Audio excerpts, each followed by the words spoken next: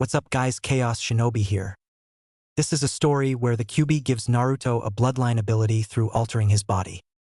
Kurama gives Naruto insanely powerful super strength and speed. Anyway, let's get started. That is a big wall. Kakashi smirked at Zabuza's deadpan comment as the outer wall of Konoha loomed into view. Yep, welcome to Konohagakure, Kakashi said, the largest of the hidden villages, and the one with the craziest people. Yeah, right? Zabuza snorted, as if any village could become that powerful with. Let us show our flames of Yoke. Zabuza's eyes widened as a green-clad figure dropped down from the top of the wall, followed by 3 genin. Naruto leapt from Kaze's back and almost tackled the smaller version of the green-clad man. Lee-senpai. Naruto and Ai-chan. Gai-sensei. Naruto-kun. Lee-senpai. Gai-sensei. Naruto and Ai-chan. Naruto-kun. Everyone, look away, Anko yelled as Gai, Lee and Naruto hugged. As in the background, waves crashed against the rocky shore as the sun sank towards the horizon. Gagaha! Warned you, Anko said mercilessly. Gragagawa? The unbreakable sunset genjutsu, Kakashi explained. No one understands it, and only Gai can perform it. Not true, my eternal rival, Gai proclaimed. Lee's control of his recently unlocked chakra has advanced to the point that he can also create the sunset of youth without aid. A Glee. Is there something wrong with him?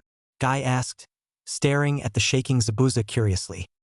First time seeing the sunset, Anko explained as Naruto exchanged bows with Neji and let Tenten give him a hug. The first time it happens is always a shock. What are you doing here? My cute students and myself are leaving to perform a border patrol, and which will last for a fortnight. Gai replied, It is good to see you. I was getting concerned that something unyouthful had happened to you. I know Momochi Zabuza from the bingo book, but who is this young lady? I'm a boy, Haku muttered. Why does everyone mistake me for a girl? To be fair, Haku, Sakura said. You do look quite feminine, and your long hair doesn't help. You look more like a girl than Neji does. Hey, Neji yelled. Haku gave him a long look. He does look quite feminine, yes. Neji-san, how do you stop people mistaking you for a girl? Oh, it happens quite often. Tenten giggled, ignoring Neji's glare. He got propositioned 3 times on our last C-rank mission. Tenten. What? It's true. Zabuza closed his eyes and shuddered, then fixed his gaze on Kakashi. You weren't kidding about the crazies, were you? Nope. What crazies? Gai asked. I'm sorry, did you say something? Arf, Gai screamed. You know your hip and too cool attitude really annoys me, Kakashi. If I were not leaving for a mission, I would challenge you to another youthful contest. Zabuza stared at him, mouth working but unable to actually say anything. Gai, Anko said, we need to get moving and you probably do as well. Good luck on your mission. Thank you, Gai declaimed, giving her a thumbs up. Come, my cute and youthful students, border patrol awaits.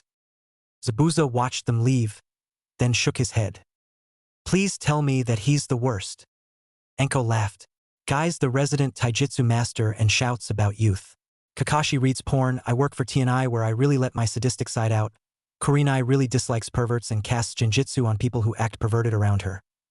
The more powerful we get, the stranger we get. Don't worry, you'll get used to it. Oh, Dolphin Kuin. Anko leapt down and sprinted to where a man with a scar across his nose was just turning round. He caught her as she leapt at him and embraced her, kissing her in a way that made several of the shinobi nearby laugh, whistle, or applaud. Who? How? My old academy teacher, Irika, Naruto said, shaking his head. I still don't know how they got together, but several times I've got up in the morning to do my dawn exercises and found Irika-sensei in the kitchen making coffee. Thank Kami for silencing seals is all I can say, although he actually makes better coffee than Gai-sensei does. Zabuza stared at him. The man behind the desk was not what Zabuza had expected. Sarutobi Hiruzen, the famed professor, the god of shinobi, the master of ninjutsu, the 3rd Hokage, was an old man, smoking a pipe. So, Kakashi offered to let you two join our ranks. Hiruzen said with a gentle smile after Anko had finished her recitation of events. Zabuza, you are well known as being Jonin rank and one of the famed 7 swordsmen, so I offer you the rank of probationary Jonin for 6 months. After that, if you haven't got into any real trouble, the rank will be full Jonin. And as for your son, Zabuza shrugged. Haku is as a son to me, but I never officially adopted him. And there are people out there who would kill me and him if I gave him the name Momochi. Hiruzen looked thoughtful, then glanced over to Naruto. Yes, Naruto? Gigi, can I adopt Haku as my cousin? Kagetora Haku. Sounds good. If Haku agrees, then I see no reason why not, the Hokage said.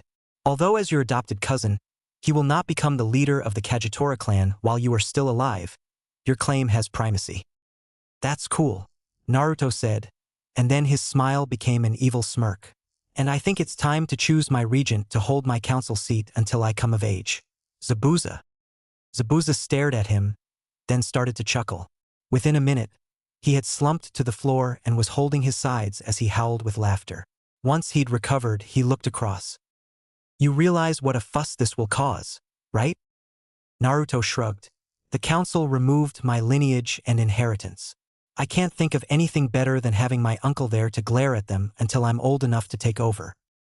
Uncle, Zabuza said slowly. Sure, kid, as long as Haku agrees. Haku nodded. A clan with not one but 2 Kekkai Genkais, strength and ice. Hiruzen grinned. And having you on the council will make us a more valid choice for any Nukenin from other countries who wish for a new start, thus giving us the chance to grow even stronger. And it'll convince the civilians to finally stop screwing with me and my clan. Naruto grinned. They'll be too scared to try, since they'll be terrified about what I might come up with next.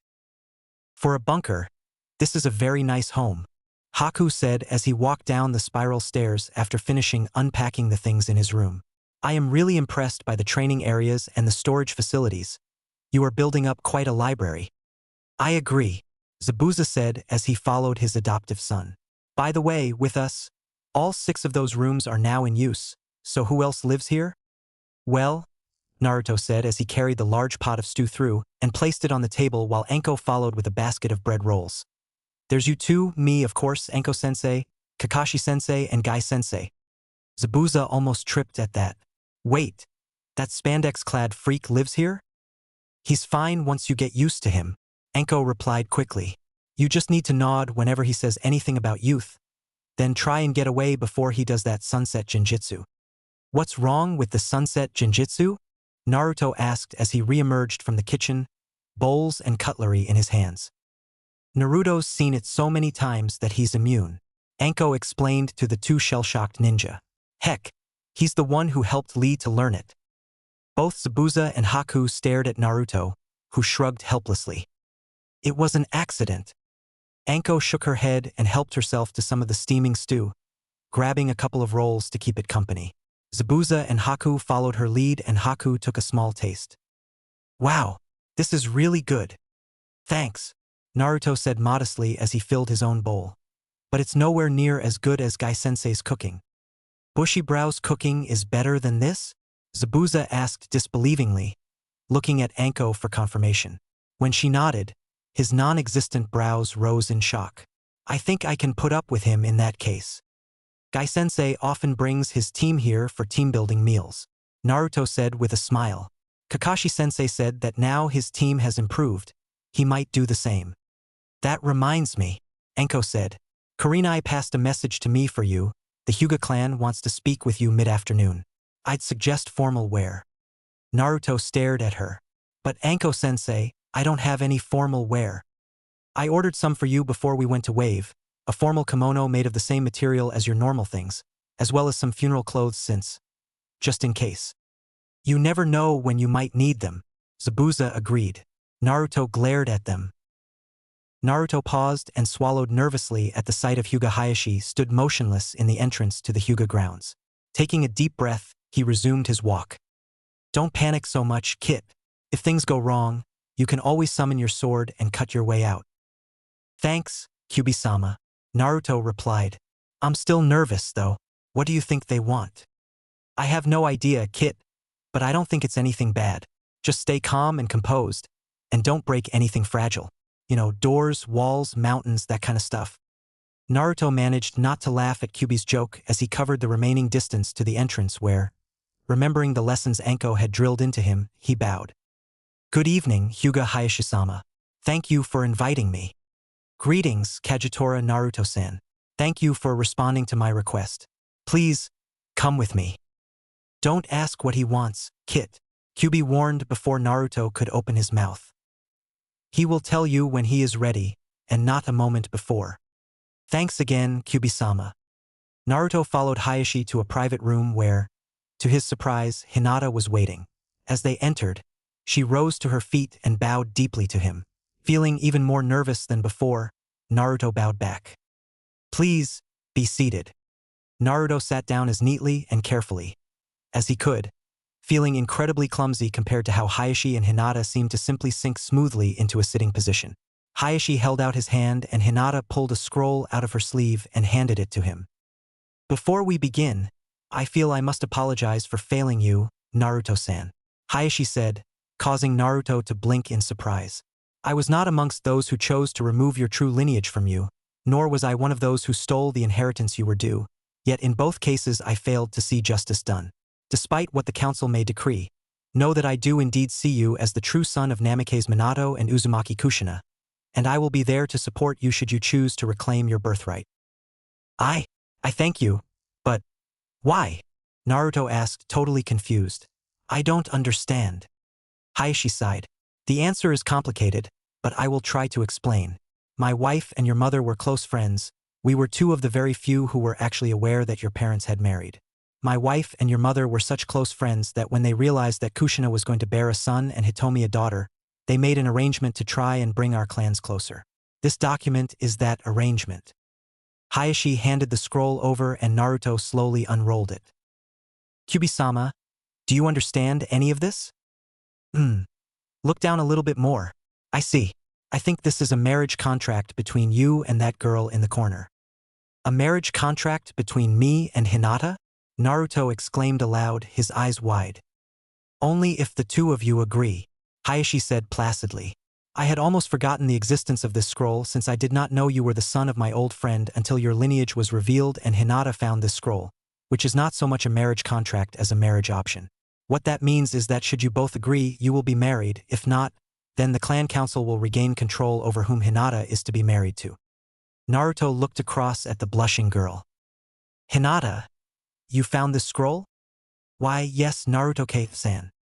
Naruto's next question died on his lips as Hinata's eyes met his. After a moment, he spoke. Hinata, before you say anything else, there is something you should know. If it's Stitch, the Kyuubi I'll already know. Naruto stared at her in shock. You know? And you still? You are not the Kyuubi, Naruto-kun, Hinata said quietly but firmly. You hold it, but you are not it, and only an idiot would think otherwise. I know you for yourself, and love you for it. For several seconds, a deep silence held the room. Then Hinata suddenly blushed and fainted. Hinata-hime. Before Hinata could hit the ground, Naruto had managed to catch her. Then he froze. Hayashi-sama, Naruto winced as he looked round. Then his eyes widened as he saw the slight smile on Hayashi's face. I am glad to see that you care for her a great deal, Naruto-san, Hayashi said quietly. Now, we need to discuss certain arrangements. So, Anko chirped from her position on the settee, curled up in Irika's lap as he frowned over the shogi board between him and Haku. How did it go? Naruto blinked a few times, then managed to pull himself out of his daze. It went amazing, he grinned, causing both Haku and Irika to look up from their private war. Anko, I'm going to marry Hinata. She wants me and she's really, really nice. And Hayashi approves. He even apologized for not managing to stop the council being so damn stupid. Anko's eyebrows rose in shock, then a wide grin plastered itself onto her face. The old stick actually apologized for something? Wow, he must really, really mean it. And you and Hinata are engaged. Naruto nodded, then he froze. Oh, Kami. She said she wanted to move here, but all the bedrooms are taken. You still have spare barracks. Anko noted and Naruto shook his head. No, that won't work. I can't just dump her in the barracks. She needs her own room. I have an idea, Irika said, interrupting Naruto before he could work himself into a panic. Since you want what is best for Hinata, how about… What are we doing here? Kiba asked, looking round in confusion as they came to a stop outside the Hyuga compound. And where's Hinata? Hinata's inside, Kurenai said with a smile. She's been preparing for this mission for the last fortnight. Kiba gave Kurenai a confused look. That is an interesting statement, Shino said. Since this mission is a simple D-rank moving mission, transferring furniture and belongings from one place to another, when that fact is combined with your statement, it seems that we are here to aid Hinata-san in moving her items to a place outside the Hyuga grounds. Kiba stared at Shino and Kurenai nodded. Very good, Shino. Now, any idea where she's going? Kiba shrugged. So she's got her own apartment somewhere, right? Shino looked at the two guards at the door. From the lack of anger pheromones and your own actions, Kurenai-sensei, I deduced that Hinata-san is not being exiled from the Hyuga clan, which was the most probable reason for a Hyuga to leave the clan compound. In addition, Hinata-san was the subject of an unfortunate incident when she was 3, so wherever she is moving to must have security on par with the Hyuga clan if they are allowing her to leave without fuss. This implies another clan compound, which in turn implies a betrothal. Kurenai-sensei, is this Hinata-san's idea? Kurenai nodded with a smile. Yes, and her father approved. Then there is only one logical destination, Shino said. I thought I had seen them spending more time together since he returned from his mission. Who? Where? Kiba asked, his face showing that he had not followed the logic. Shino looked at him. Kiba, you may need to keep Akamaru close by your side when we arrive at our destination. You may enter, one of the guards interrupted. Kurenai nodded in thanks and led her 2 students inside to where her 3rd student was waiting, along with a giant white tiger. Kiba gulped as he looked at it. Oh Kami, we're headed there? Thank you for coming, Kiba-san, Shino-san, Kurenai-sensei, Hinata said with a small smile. Kyuka has agreed to carry some of the load for us. We're headed to Tiger Forest? We'll get eaten. Okay. Despite the tigers, this place is pretty cool, Kiba said, looking round as he entered the bunker, Akamaru hiding in his jacket from the giant tigers that were watching him with idle curiosity. Up this way, Hinata said, ascending the stairs. My new rooms are up here. Rooms? Kiba asked, leaping up the stairs to follow his teammate. I thought that Kurenai said that all 6 bedrooms were taken? Who moved out? Naruto-kun arranged to have one of the barracks converted into my own apartment, Hinata explained. Since each of the barracks has a small bathroom at the end, it wasn't hard to refit it to give me a proper bathroom and a kitchen/living room for my own use, as well as a bedroom. Kiba stepped through the door after Hinata and looked round, his eyes wide as Hinata switched on the lights. Wow, nice place. Thank you, Hinata said as Shino and Kurenai entered.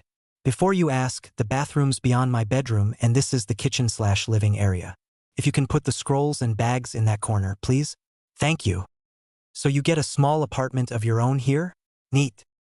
Yes, Kiba, but when I marry En Naruto-kun, we've agreed that he will move in here with me. Hinata smiled. This means that this flat is for Naruto-kun as well as myself. Where does this door lead? Kiba asked, opening the door set into the side of the room. That's the last of the barracks chambers, Hinata explained quickly. Naruto and I decided to keep it empty so that when we have children, we can put their rooms there. A logical and intelligent example of forethought, Shino said, studiously ignoring the blush on Hinata's face as he glanced through the open bedroom door. If that barracks is the same size as this one, you will be able to fit 5 bedrooms equal in size to your previous bedroom in it.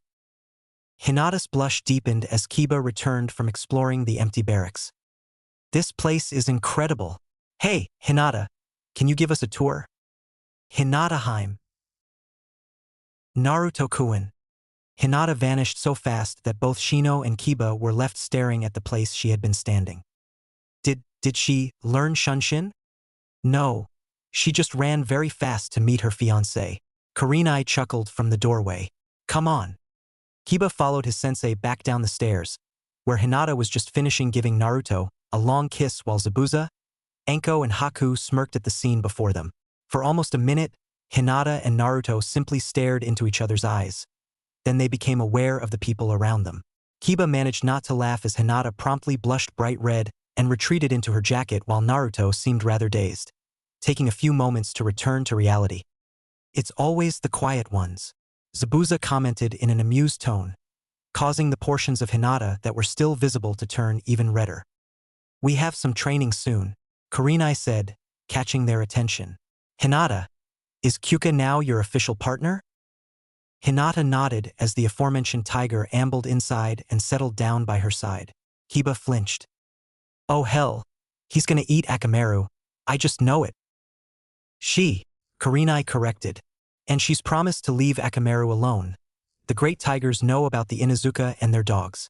In a way, they feel about humans how you feel about Akamaru." Kiba blinked. "Hey, what?" "It's true," Naruto said. "They only have one partnership jutsu with their human partners, not loads like the Inuzukas. Would you like to see it?" Kiba nodded and Naruto gave a whistle. A moment later, Kaze ambled in and Kyuka nudged Hinata. "Okay, Hinata-heim, just as we practiced." Hinata nodded in response to Naruto's comment and scrambled onto Kyuka's back as Naruto vaulted onto Kaze's. Both Hinata and Naruto made several high-speed hand seals. Combination Kagetora clan technique. Great Tiger Henge no Jutsu. They both shouted and vanished in a cloud of smoke. When it vanished, it was to show Kaze and Kyuka both stood there, each with a virtually identical copy of themselves stood on their backs. The copies quickly stepped down and Kurenai walked over to take a closer look. "I'm impressed, Naruto. The only way to tell the difference between you and Kaze is your eye color," she said with a smile. Naruto released a purr and walked over to Hinata, nuzzling her cheek. "And Hinata, it looks like you have your Byakugan in this shape," Kurenai said slowly. "Can you use it?" Hinata concentrated, releasing a slight growl, and her eyes changed slightly, the fur beside her eyes suddenly ruffling up in a pattern very similar to the enlarged veins of a normal Byakugan. She blinked a few times, then nodded. Shino whistled in amazement. "How long can you remain in this form?" Hinata replied with a series of barks and growls and Shino facepalmed. "Naruto can keep tiger form almost indefinitely due to his chakra levels. His strength has carried over as well," Anko said. "We had Hayashi help with testing Hinata's tiger form, and we think she can hold it for maybe 8 hours before she needs to rest." I'm impressed," Kiba said slowly. "How long have you, Anko-san, how long has Hinata been able to do that?" "Kyuka and Hinata managed to synchronize enough to do it 3 days ago," Anko said with a smile as Naruto playfully nipped at Hinata's tail, and she responded by chasing him outside. "Since then, Hinata's been learning how to move properly in that shape. That will help with long-distance missions," Kurenai said thoughtfully. "If Kyuka agrees to carry 1 or 2 of us and Hinata carries whoever's left over, when Hinata returns to normal, I'll have to talk with her about it." "Hey, come here," Kiba called from the door. "You gotta see this. Hinata just pinned Naruto for the 2nd time. Go Hinata. I wonder if she can use Juken in tiger form? That would be scary." "Moving on," Kurenai said firmly, pulling some papers from her pocket. "These are the forms for the Chunin exams, which start next week and which I think you 3 are probably ready for. The choice is yours. If you think you are ready, fill out your form and return it to me as soon as possible. Kiba, here you go. Shino, this one's yours, which just leaves—" "Whoa!" Hinata bounded past, snatching the form from Kurenai as she did so, pursued by Naruto who leapt onto her, only for her to roll over and end up on top of him. "Pinned him again," Kiba laughed. "Face it, Naruto, you can't win against Hinata. Heck, neither Shino or I can, and I've been using weights to get better." Both tigers vanished in a cloud of smoke as they reverted to their real forms. The smoke dissipated to show Hinata, still holding the Chunin form in her mouth, straddling Naruto's thighs, her hands pinning his shoulders to the floor. Zabuza promptly started laughing. "Hinata, you may wish to consider what that looks like," Kurenai said. Hinata looked round in confusion, looked down and then threw herself off Naruto with a squeak, her face turning almost purple as she blushed furiously. Kurenai managed to turn her laughter into a cough. "So, Anko, You putting Naruto into the exams? Hell yeah, kid's more than ready. Anko gloated, pulling a familiar form out of her coat pocket. Problem is, the old geezer said that as Naruto had so many advantages, he'd be penalized in stage 2. I'm not entirely sure what the old man's planning. I know. Zabuza smirked. The Hokage asked me to proctor the second stage. Heh, a chance to terrify a whole load of genin should be fun. Ibiki's already giving me tips. I fear for my students already, Kurenai said with a smile. Okay team, practice time. The knock on the door sounded just as Hinata was placing the last of her new books, a gift from her father as a part of his ongoing apology to her, on the shelves. Come in. As Hinata turned, the door slid open and Naruto stood there with a smile on his face and a covered tray in his hands. I come bearing gifts, he said as he stepped in, proffering the tray. Hinata lifted the lid and her eyes lit with pleasure. Cinnamon rolls. Fresh from the oven. Naruto confirmed. I made them myself. I hope you like them. Hinata nodded, unable to speak since she was busy eating the one that she had grabbed from the tray. Naruto grinned at her and gently placed the tray on the table, lifting the lid again so that Hinata could take a second one. Then he leaned forwards and kissed her cheek. You had some icing there, he said as she blushed. Hinata paused. Then with a mischievous smile she placed a small blob of icing on her other cheek. Naruto grinned, kissed it and then kissed her forehead. I didn't have icing there.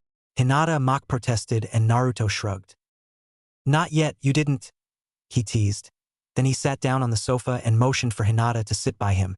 Hinata-heim, I actually came to ask for a favor in the exams tomorrow. Hinata turned to look at him.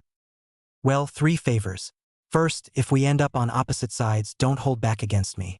I don't want you to fail to get the promotion you deserve because I happen to get in your way. Only if you promise the same. Hinata half-whispered and Naruto nodded. Second, believe in yourself. You still doubt your strength occasionally. Don't. Inside, where it counts, you are probably stronger than me. Believe it. Believe me and most of all, believe in yourself. Ninata nodded, the half-devoured cinnamon roll in her hands forgotten. I'll try. And the third. Kakashi-sensei confirmed that the Chunin exams can be dangerous. Naruto stated. The third favor, don't die, Hinata. We've only truly been together a few weeks. You've only been here less than a week. Yet you've become my most precious person. Please, be careful. Hinata felt her eyes fill with tears, and she leaned across to kiss Naruto on the cheek. You promised that too. I didn't go to all that effort in chasing you to lose you. I promise. Naruto whispered, lightly hugging her. You have my word, and I never break my word. For several minutes, they sat there, simply enjoying each other's presence. Then Naruto sighed. It's getting late, and we both need a good night's sleep for tomorrow. Hinata sighed. I suppose so, but I just got comfortable. Yeah, so had I. Naruto admitted, trying to hide a yawn. Well, I suppose another 5 minutes won't make a difference. Zabuza emerged from his room, adjusting his mask. Rubbing his eyes in an attempt to finish waking up, he turned towards the stars and paused as he saw Anko, Haku, Kakashi and Guy all outside the open door to Hinata's apartment, several of them holding cameras.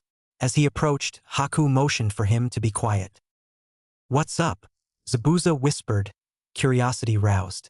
What are you all? Okay, that's just too damned cute. Damn it, where's my camera? Haku smirked, holding up Zabuza's camera. Then he turned back and looked at the sofa where Hinata was fast asleep, curled up in Naruto's lap with her head nestled against the side of his neck and his arms holding her protectively, coincidentally holding the blanket in place. Who provided the blanket? Zabuza asked quietly. If they thought they needed a blanket, they'd probably have just gone to bed. Anko blushed slightly. Why Anko? Kakashi teased. I didn't know you cared about them that much. Actually, it was me.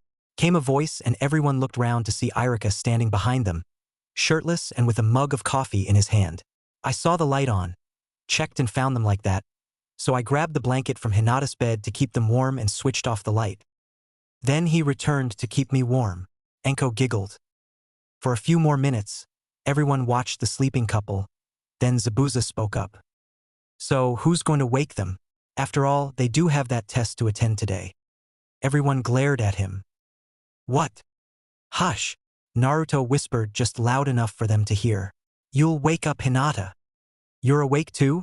Hinata asked, lifting her head to look at him. I thought you were asleep and I didn't want to wake you up. How long have you been awake? About half an hour, Naruto said slowly. You? Bit longer than that, Hinata admitted, doing her best to ignore the laughter coming from the group in the door. I guess this means it's time to get up. Hey, let me go, you bully. Naruto turned towards the small child's cry, as did Kaze. Concentrating briefly, Naruto used his newly mastered Shunshin to move to the rooftops. Then a second one to where the black-clad ninja with the odd face paint was holding the boy who he recognized as the Hokage's grandson. A surge of chakra informed him that Kaze had followed him. What the hell? The face-painted one gasped, pointing at Kaze. What is that thing? Where did it come from? His name is Kaze, and he is my companion, Naruto said, stepping forwards and placing his hand gently on the ninja's arm. Please put Konohamaru down. The brat ran into me, the ninja snarled. I said sorry. Konohamaru yelled and Naruto paused as he processed the odd sense, then flexed his spare hand. Come. The kitsune's claw materialized in his hand, the blade just shy of touching the wrapped bundle on the back of the ninja. The ninja froze and Naruto looked across at the blonde female ninja staring at him in shock. From your headbands, I see you are from Suna, he said calmly. Your fan shows you to be a wind user, while the one whose head I am holding my sword above is a puppet user. One using his puppet to try and intimidate the Hokage's grandson, even though that is a stupid thing to do. As you are unescorted, I assume you are here for the Chunin exams. Yes. For several seconds, no one moved. Then Konohamaru was dropped onto the ground. How did you know that? Who are you? The girl asked. My name is Kagetora Naruto and my companion is Kaze, Naruto said as he replaced his sword, letting it adhere to his back. May I know your names? I'm Temari no Sabaku. This is my brother, Kankuro. Naruto inhaled deeply. And the other who smells of your lineage? The one in the tree who smells of blood, death, sand and, for some reason, tanukis. Kankuro and Temari both spun round to see a figure appear. Gee, Gaara, Kankuro stuttered. Kid, that boy holds the Shikaku, the one-tail who controls sand. From the way his yokai's leaking, his seal must be pretty bad. So you're Gaara, the one who is the first of the 9. Naruto said slowly, hiding a smirk as Gaara's eyes widened. I am honored to meet you.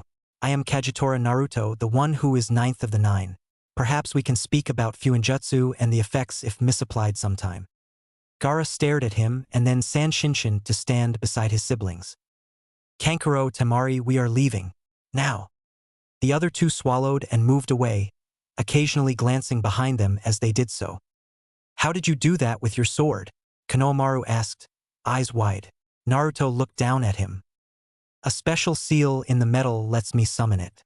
Are you all right?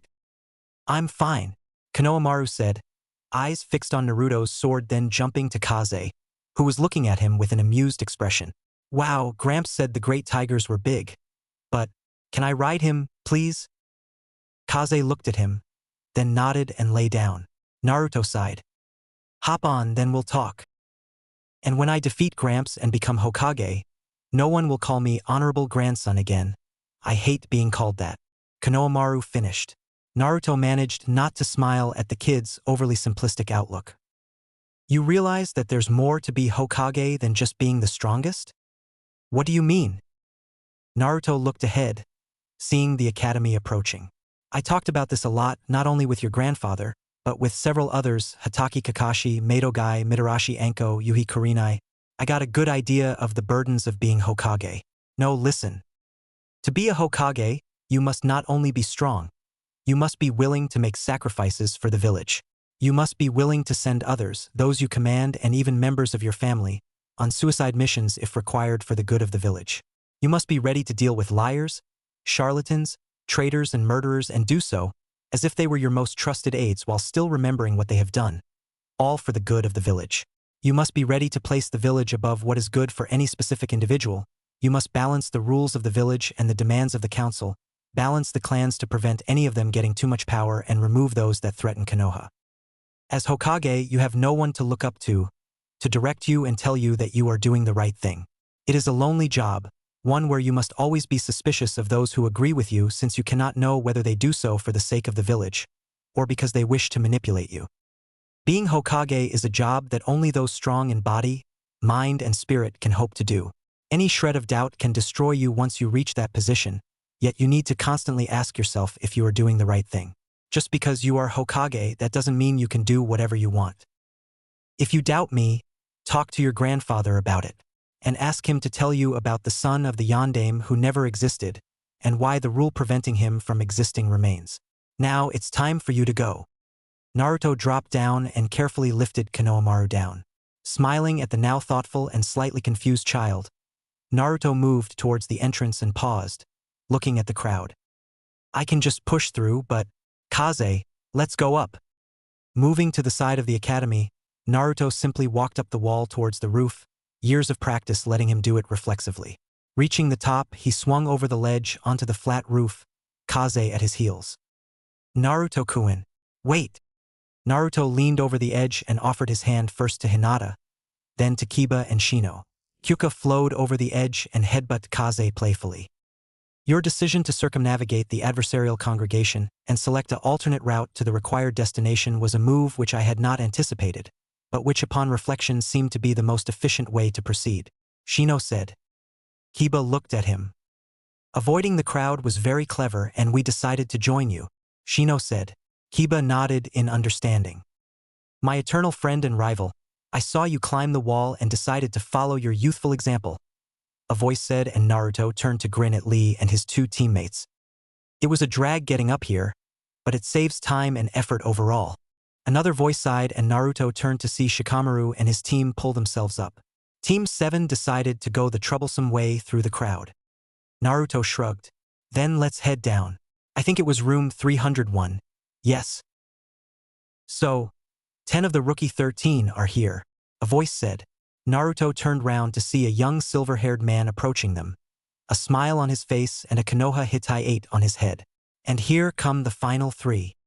A grunt announced Sasuke's arrival and Ino tried to pounce him, only to find herself suspended by Naruto's grip on her belt. Hey, what are you doing? You need to get your act together, Ino, Naruto said quietly. We're representing Konoha here, we need to be professional. He's absolutely right, the newcomer said as he pulled out a deck of cards and flicked through them. Oh, I haven't introduced myself yet.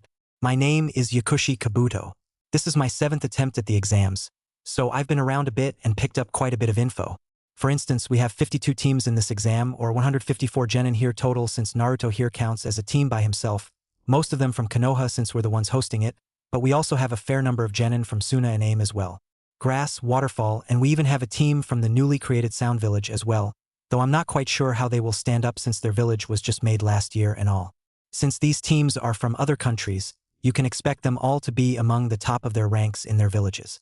Now, these cards hold the information I've been able to gather on the participants. Anyone have someone they'd like to know about?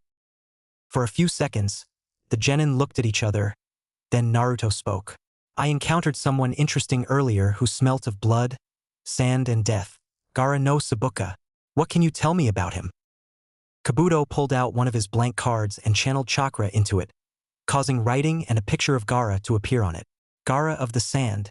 I don't have much info on him since this is his first exam, but it says that he's done 8C ranked missions and AB ranked mission, without getting a scratch? Damn. His teammates are his older siblings Kankuro and Timar, and his Jonin sensei is named Baku. Sorry that I don't have more. He's a sand user, Naruto said, causing Kabuto to stare at him. Uses it as defense and offense. Huge chakra reserves, Kaga level plus. I'd advise not going up against him if you can avoid it. He is bloodthirsty and from how his sand smelled, he's killed before. Quite a few times. Kabuto raised one eyebrow and pulled out another card. You've intrigued me, let's see, Kagetora Naruto, sole genin member of Team 11 under Jonin Mitarashi Anko, formerly the student of Hatake Kakashi and Mado Gai. Your missions are 15D ranked, 5C ranked, 3B ranked and an A rank. Does it have my parentage? Naruto deadpanned and Kabuto shook his head. No, but it says you have medium to high Kenjutsu skills, good taijutsu abilities, low Jinjutsu, and your strength is off the scale, probably because of your Kekkai Genkai. You have a great tiger that you are partnered with in the much same way that the Inuzuka use their dogs, and your ninjutsu skills are ranked high. Overall, you've got better skills than most chunin and even some special jonin. Impressive. What have you got on Hyuga Hinata? Came a voice, and everyone turned to see Niji looking at his cousin. Tell me about my cousin. Kabuto pulled out and activated another card. Hyuga Hinata, part of Team 8 underneath Yuhi Kurenai with Inuzuka Kiba and Aburame Shino as teammates. The runner-up for Kunoichi of the year. Her missions are 12D ranked and 3C ranked. A Byakugan wielder and Juken user, but also trained in snake style under Mitarashi Anko. Chakra levels are higher than normal for a Hyuga.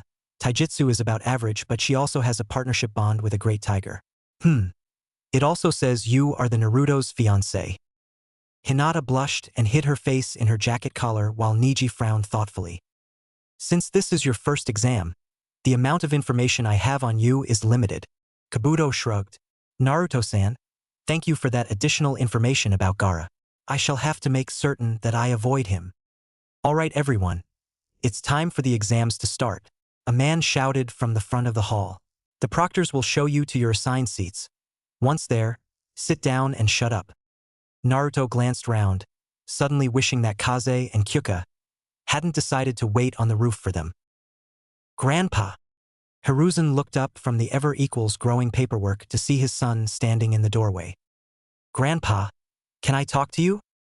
Of course, Hiruzen said with a smile. Come in. What is it? Konohamaru walked round the desk and climbed into his grandfather's lap. I met that boy you kept talking about, Kagetora Naruto, today. He got me out of some trouble I was in and talked to me about being Hokage. I hadn't realized it was such a burden? Hiruzen suggested and Konohamaru nodded. If it's a burden, why do you do it? Because I can't trust anyone else to do it properly. Hiruzen said quietly.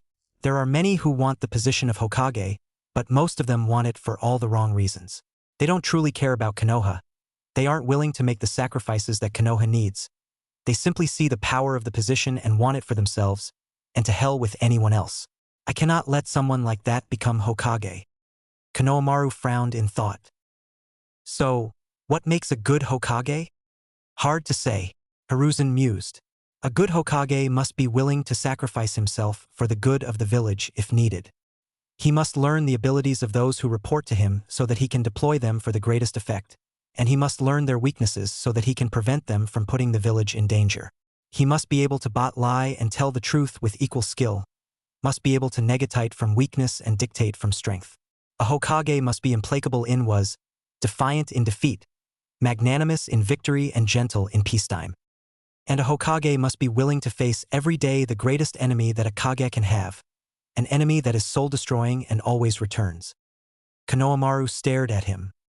Paperwork. Paperwork. Naruto stared at the test in front of him with hatred normally reserved for the council members who had voted to strip him of his heritage.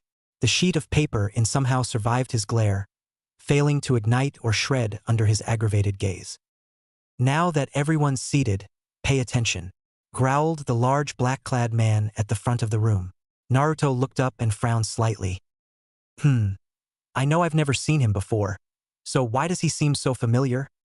My name, for those of you who don't know it, is Marino Ibiki, the man said, and Naruto jolted in his seat.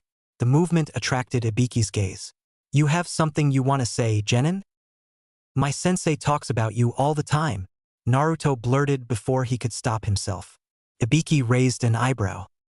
And your sensei would be? Mitarashi Anko, Naruto replied, and quite a few of the other genin spun in their seats to stare wide-eyed at him. Ibiki merely nodded. Then you would be Kagetora Naruto. She's mentioned you. I'll be keeping an especially close eye on you if even half of what she said is true. Several of the genin chuckled and Ibiki glared at them, causing them to freeze under his gaze. Time to begin. The rules are simple. Each team starts with 10 points. Each time you are caught cheating, you lose 2 points. Whenever a team loses all their points, they are out. There are 10 questions to answer. 9 of them are on the sheets in front of you. The 10th will be revealed in 3/4 of an hour. You will not leave your seats unless accompanied by a proctor. Raise your hand for attention if you need it. Naruto, since you have no teammates in this test with you, you will start with 6 points instead of 10. Any questions? Tough. Turn over your sheet and begin. Naruto flipped the sheet over and his eyes widened as he saw the questions. What? These are Jonin-level questions, not Chunin. How can they expect us to cheat? Right, let's see. Kabuki said that there were 154 genin, but this hall has 20 rows of 8, which is 160. There aren't any spaces, so that means that 6 genin are not actually taking the test and are therefore plants, so I should find and copy one of them. Naruto glanced round. Then he saw Hinata make a familiar motion 3 rows in front of him. Hinata's obviously worked it out and is using her Byakugan. Maybe I can copy off her? Let's see if I can use that trick that Kaze taught me. Naruto picked up his pencil and half-closed his eyes. Calling on the meditation practice that Guy had drilled him in, he channeled extra chakra to his ears, identifying and discarding all the noise around him until all he could hear was Hinata's slight movements and the scrape of pencil against paper as she started to write. Using the sound to direct his own pencil, Naruto was soon filling the 9th question space when he glanced down at what he had written. Naruto-kun, after this exam, you are going to tell me how you did that, preferably while treating me to a romantic dinner. And, if you are nice enough, you can treat me to breakfast too. It took all of Naruto's willpower not to laugh, but when he realized what Hinata was saying with her postscript, he felt his cheeks almost burning as he blushed furiously. Looking across at Hinata, he gave a slow nod and thumbs up. In the depths of his mind, he could hear the QB sniggering at him. All right, pencils down. Naruto took the command as a chance to glance around him. Almost half the desks were vacated, the genin in question having been caught cheating too many times and expelled. At the front of the room, Ibiki glared at them. You've done well so far, but this is where the rules change. Before I give the 10th question, be aware that getting it wrong means not only that you are expelled with your team, but that you will never be allowed to participate in another Chunin exam again. Naruto frowned as cries of outrage and denial rose around him. Something's wrong. Ibiki-san doesn't have that kind of authority anywhere else, and I doubt that Konoha would be willing to let someone's career just die that way. What could he be up to? If anyone wishes to avoid this by leaving, they can do so now, but if anyone chooses to resign, their team goes with them. Several genin rose, with apologetic glances to their angry teammates, and made their way to the door. Naruto glanced round. I think I have this figured out, but let's thin the herd. The weak links are Sakura and Ino. Tenten and Hinata are both very strong, and most of the other boys are either too arrogant, self-confident, or intelligent to simply quit. So as soon as I see Ino or Sakura move, I need to do something to boost their self-confidence, or persuade them to stay put. After another minute of silence, Sakura started to rise and Naruto slammed his hand against his desk, causing it to shatter in a cloud of splinters. Ibiki, you've played with our minds long enough. Just give us the damned question already. None of us are going to back down now. We're not cowards. Sakura slumped back into her seat. Ibiki glared at him, then sighed. All right, everyone in?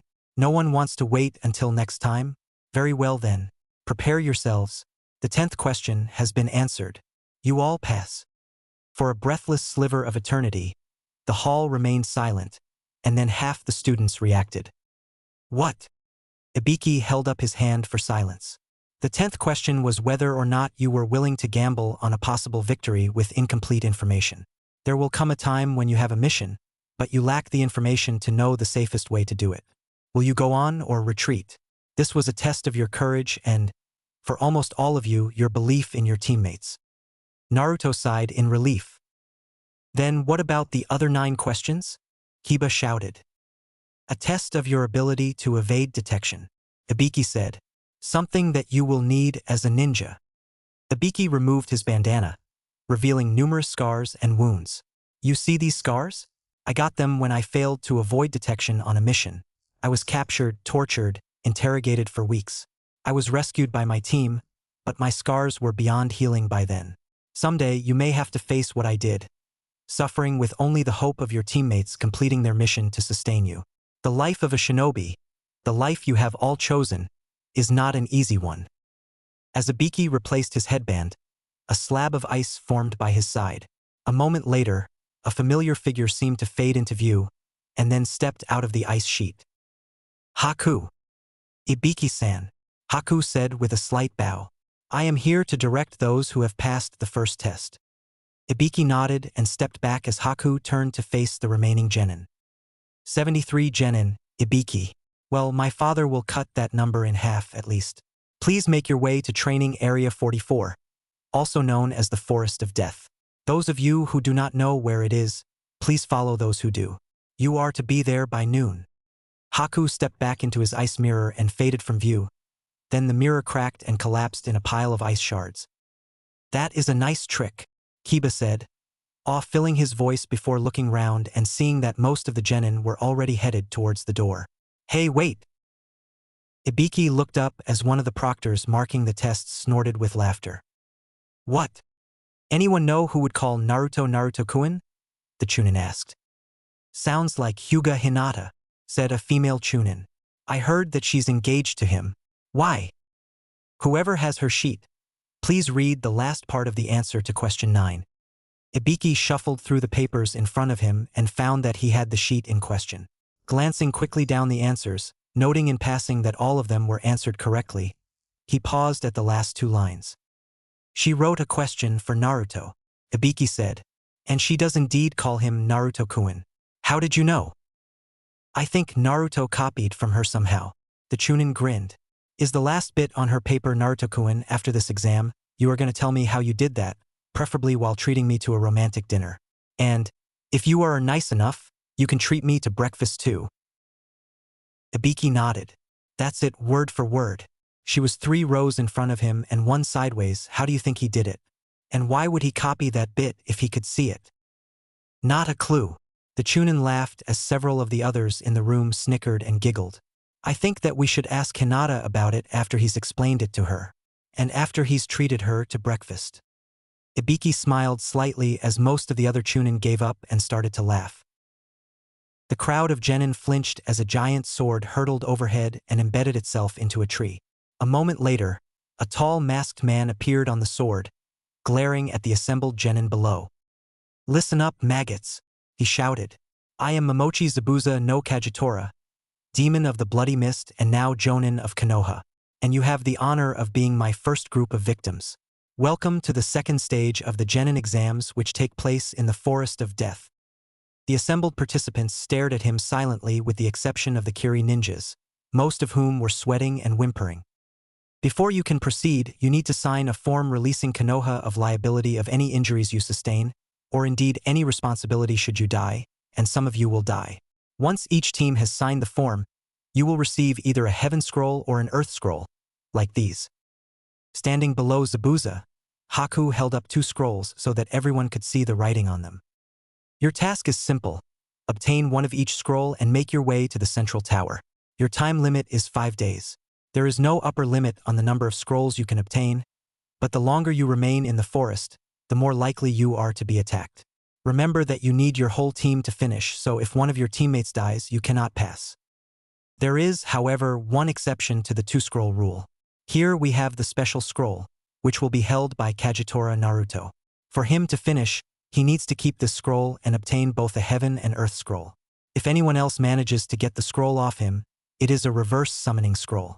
Have your team place a drop of blood in each of the 3 seals and you will be transported to the tower where you will be given an automatic pass, irrespective of the number of scrolls you have. It will not, however, work for Naruto. Before you try to attack him, know that he was trained by Mato Gai, Hatake Kakashi, and Mitarashi Enko. There is a reason we are making it harder for him, and it's to give the rest of you bastards a chance. The tent is over there. Fill out your form, grab your scroll, and get to the gate you are assigned to. Move! This will be easy, Kaze growled. We already know the forest in its entirety, we just need to ambush a few teams and take their scrolls. I would prefer not to kill if possible, Naruto said, glancing left and right.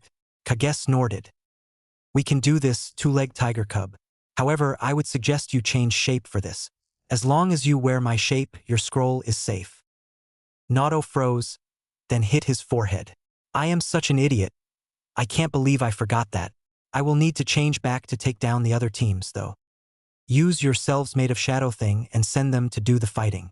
They take down the enemy, you get the scroll, and then we fade into the leaves. Naruto nodded slowly. Sounds like a good plan. Once we get the scrolls, though, I'd like to check on Hinata. She is with Master of Insects. Runs like a wolf, white fur, great heart, and blossoming flower in the morning dawn. She will be safe and we will meet her at the tower. Yeah, with Shino, Kiba, Akamaru, and Kyuka, she'll be fine, Naruto admitted. It's just. Your heart and hers beat as one. Your souls are intertwined. Kaze said understandingly. She makes you happy, truly happy, and you bring out the true strength in her. Together you are far more than either alone. Cannot worry. You have many hunts ahead of you both. Naruto nodded and reached up to stroke Kaze's head. Thanks. I have been considering tactics and believe the optimum path to victory would be for Hinata to utilize her special collaboration jutsu. Once she has done so, she and Kyuka can provide us with superior terrain traversing capabilities, while Hinata's Bakugan will allow us to locate and outmaneuver opposing teams. In addition, our adversaries will not be anticipating the appearance of a duo of highly intimidating felines. Kiba stared at him. Shino, dumb it down for me, please. You know I'm not that clever. Shino was saying that I should use my tiger form. Hinata explained. I would carry one of you and Kyuka would carry the other, and I could use my Byakugan to see where other teams are. Kiba nodded, then looked sadly at Akamaru. We've really got to grow up fast, Akamaru. We're being left behind again, even with weight training. Oh, speaking of which. Kiba quickly removed the metal bracelets from his wrists and ankles, sealing them into a small scroll. Standing up again, he took a few steps and bounced up and down with a grin. Wow, those chakra weights were the best investment I ever made for myself. Okay, I'm at full speed and strength now. Nowhere near Naruto, but good against anyone else. Attention all genin. This is a 1-minute warning. The test will begin in 1 minute. Prepare to enter when the gates open. You will have 30 seconds to enter once the gates open. Failure to enter will result in disqualification. 45 seconds until entry. Kyuka hauled herself to her feet and moved to the sliding gate, Hinata by her side. Everyone ready? I am fully prepared. Bring it on. Arf. 30 seconds. 20 seconds. 10. 9. 8. 7. 6. 5. 4. 3. 2. 1. The gates opened and Team 8 darted into the waiting forest. The forest echoed with the noise of the wildlife that inhabited it. Creatures that would pose a threat to any ninja. Not, however, to the 2 giant tigers prowling through the undergrowth. Another trail. This one's not a Konoha team. Kaze growled. The other tiger looked at him. Which way were they heading? And do any smell of sand, blood, and tanuki? Kaze shook his head. You really have a thing about this, Gaara, don't you? Is he really that bad? He holds a demon inside like I do, but he reeks of death and killing. QB warned me not to try and take him down in anything like a fair fight, and that even an ambush would probably not work. Kaze shrugged. This team smells of metal and rust. I think it is from the place called Rain. Naruto nodded and followed Kaze as he led the way towards their chosen targets. Combination Kagetora clan technique. Great Tiger Henge no Jutsu. Kiba whistled in appreciation as the smoke dispersed to reveal 2 Kyukas. The upper one dropped down and moved across to Shino, while the original took station by Kiba and waited for him to scramble on. So, Kiba said thoughtfully. Any teams nearby? Hinata nodded and the 2 tigers started to prowl through the forest. Shino concentrated and a small cloud of bugs appeared from his sleeve and flew through the forest ahead of them. After a few minutes, one of the bugs returned. Our opponents carry the scent of metal, Shino stated. I would guess that they are from the Rain Village. Cool, Kiba smirked. We can see just how tough they are. Hinata growled in agreement. Well, this is messed up. The 3 Rain Ninja looked in shock at the force surrounding them. Most of the clearing was ringed by almost 100 Kage Bunshin of Kaze and Naruto, the latter holding an enormous sword in his hand. The part not covered by Naruto was held by Hinata, Shino, Kiba, Akamaru, and Kyuka. Naruto-kun, I didn't know you were after these people too. Naruto shrugged. Well, they don't stand a chance against me and you five could probably flatten them without breaking a sweat. Rainin, what scroll do you three have? The Rain Kunoichi held up a scroll and Kiba cursed. Earth scroll. Damn it, we needed a heaven scroll. Shino shrugged. Then we shall find one. Naruto-san, Hinata would be most irate with us if we tried to take your scroll, so this one is yours. Would you like aid? Or will you deal with them yourself? The three Rainin looked at each other. Then the leader nodded with a sigh and made a hand motion. The Kunoichi slowly placed the scroll on the ground and backed away as one of the Naruto bunshins scooped it up. Naruto-kun, Hinata asked, how does Kaze manage to do that many Kage bunshin? I thought only you had such reserves. Naruto laughed, rubbing the back of his head. Actually, it's like the other technique. When I do a Kage bunshin, Kaze matches his chakra to mine and… well… Hinata nodded. That's very clever, Naruto-kun. Naruto grinned. Well, I've got a heaven scroll to find and so do you. See you at the tower, Hinata-chan. You too, Kyuka, Shino, Kiba and Akamaru. Most of the bunshins vanished in clouds of smoke and when the Rainin looked round, it was to find themselves alone once more. After a few tense minutes, the leader sighed. New plan. Let's get the hell out of here. The gate's that way. Before you turn back into a tiger, we need to find some way to communicate better, Kiba said. Then he looked round. What? Communicate better? Hinata repeated, her eyes sparkling with suppressed mirth. Who are you and what have you done with our Kiba? Very funny, Kiba grumped. Seriously, we need to know what you see, and as a tiger, you can't tell us. Hinata nodded. Alright, how about this? I'll stay human until we get our heaven scroll, then turn tiger and get us to the tower as fast as possible. That sound like a good compromise. It is an excellent suggestion, Shino said. Hinata's enhanced feline mode is far superior in terms of mobility, although Renanung human indeed provides much-needed vocal interaction during exploratory reconnaissance. Kiba stared at him and Shino sighed. As tiger, Hinata moves better. As human, she can talk to describe things. Kiba nodded. Then Akamaru let out several soft barks and whines. Hey! Akamaru sensed another team that way. Kyuka growled slightly and Hinata nodded. I agree. Akamaru has a very good nose. Kiba glowed with pride. Let's go. What are the odds? Kiba growled as their defeated adversaries retreated. 3 teams, all with the Earth Scroll. Are there any Heaven Scrolls at all out there? Shino nodded, frustration evident on his face. The odds do seem to be somewhat against us. If I were a religious person, I would assume that Kami was playing a joke on us. We can't give up, Hinata said with a frown. We have 3 Earth Scrolls. Maybe we can find a team who have several Heaven Scrolls and simply trade? Trade, Kiba scoffed, and Shino lightly slapped him on the back of his head. The possibility of resolving our current state without violence is one that should not be discounted, Shino said sternly. Admittedly, it is not without risks of its own, given the possibility of ambush and betrayal, but it is nonetheless a definite possibility. Akamaru yipped and Kiba looked up. Another 2 teams over that way. Let's go. Needle Storm. Team 8 watched from their concealed location as the ninja threw his umbrella into the air. The umbrella spun, unleashing a near-solid wave of senbon which slashed down, and embedded in a sand shield that seemed to materialize around the red-haired Sunagenin. How did you do that? Your technique is useless against me. Now you shall validate my existence. Sand coffin. More sand poured out of the gourd on the boy's back and engulfed the trio of older ninja. Sand burial. The sand surrounding the trio contracted, blood leaking through, then retreated, leaving 3 broken corpses behind. The Sunakunoichi moved over and, disgust evident on her face, pulled a scroll from the corpse of the leader and looked at it. Hey, this is an Earth Scroll, we can head for the tower now. Team 8 watched the trio leave. Then Hinata activated her Byakugan and moved towards one of the other corpses. Hinata, what are you doing? Kiba hissed. Hinata steeled herself and opened the top of the crushed corpse, revealing a scroll in the pocket.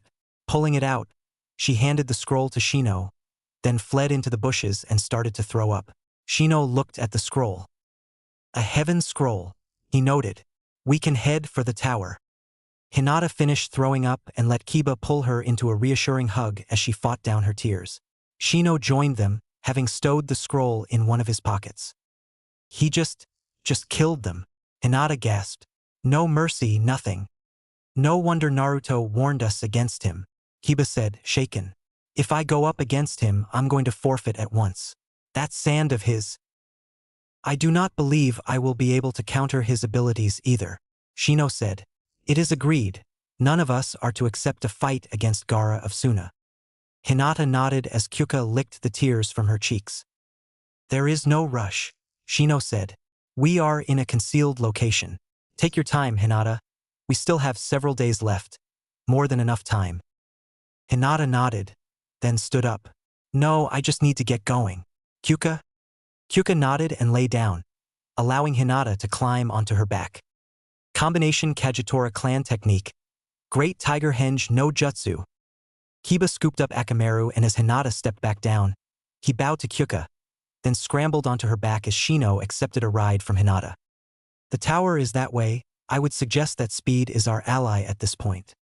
Hinata nodded and accelerated, following Kyuka as they wove between the trees, heading towards the tower. If qualities of heaven are your desire, acquire wisdom to take your mind higher. If earthly qualities are what you lack, train your body and prepare to attack. When heaven and earth are open together, this perilous path will become righteous forever. This something is the secret way that guides us from this place today. Kiba frowned as Hinata finished reading the poem mounted on the wall. Qualities? Train? What the heck is that supposed to mean? It is simple, Shino said. We are supposed to open the heaven and earth scrolls here. The poem says that if we lack a heaven scroll, we should find one. If we lack an earth scroll, we should procure one. And that to advance safely, we need to have both scrolls and to open them here in order to advance. Hinata nodded and Kiba frowned. So, we just open the scrolls? Then what? Only one way to find out, Hinata said as she accepted one of the scrolls from Shino. The two of them placed the scrolls on the floor and Shino unrolled his. Then Hinata unrolled hers so that the two scrolls crossed. The scroll started to emit smoke and both Hinata and Shino retreated rapidly, Hinata dropping into a modified Juken stance as Shino summoned a swarm of bugs. Kyuka prepared to pounce while Kiba dropped to all fours, Akamaru on his back. Interesting welcome. Irika-sensei. Hinata gasped as a familiar figure emerged from the smoke. What are you doing here? My job, smiled the scarred genin. I'm one of the ones who are tasked with welcoming the genin teams to the tower. Congratulations on passing the second stage. Wahoo! Kiba shouted, leaping up, Akamaru balancing on his head and yipping with excitement. Irika smiled. So, you have another 4 days until this stage ends. We have several rooms for you to rest in, a food hall and other facilities including an onsen if you wish to clean up. Has anyone else arrived? Shino asked and Irika nodded. Yes, one of the teams from Suna arrived less than half an hour ago. The Sand siblings, I believe. Why? We saw them fighting, Hinata said quietly. I think we should avoid them, especially Gaara. Irika raised an eyebrow. I see. Well, there are plenty of Umbu in the tower with orders to put a stop to any fighting. So as long as you don't start anything, you'll be safe. Now, this way, let's get you settled in. Sasuke stood above the unconscious form of his adversary, smirking as he deactivated his Sharingan. His enemy had put up quite a fight and he had acquired several new jutsus from it, as well as gaining some new taijutsu moves. But more importantly, he held an earth scroll in his hands, one which would allow them to head straight for the tower since they had started with a heaven scroll. Sasuke-kun, are you all right? Sasuke nodded, turning towards Sakura. His eyes widened as he saw her enemy almost embedded into a tree. She followed his gaze and blushed. He said I was a useless waste of space and that he was going to, well, it wasn't nice. Ugly knocked him out with one punch, Sai said as he walked towards them, wiping his tanto with a piece of cloth torn from the corpse of his former adversary. My opponent didn't have the scroll. Sasuke held up his prize with a smirk. I got it. If we hurry, we may just set a new record. Kuku. Indeed you did get it. An unexpected voice chuckled and all three genin turned to see a kunoichi from grass appear. Sai's eyes widened. I am sensing far too much chakra for a normal genin. he said quietly but urgently. Her chakra level is very high, probably Kage level, and the way she moves, I believe that retreat is the best option here. The mysterious kunoichi smirked. I saw your fight. You have wonderful eyes, Sasuke-kun. Sasuke drew his sword in a single, well-practiced movement as Sakura scurried behind him. Activating his Sharingan again and passing Guy's scroll back to Sakura, he fixed his gaze on the intruder. Who are you and what do you want? A sword? How nice. The intruder smirked. Then she opened her mouth. Sasuke froze in disgust as a snake emerged from between her lips. Then it regurgitated a long sword which the kunoichi took hold of. The snake retreated back down the woman's throat, and the kunoichi pointed her sword at Sasuke, her free hand making seals faster that even Sasuke with his Sharingan could follow. Great wind release. A blast of wind lifted Sai into the air, sending him above the trees, and Sakura bit down on her scream.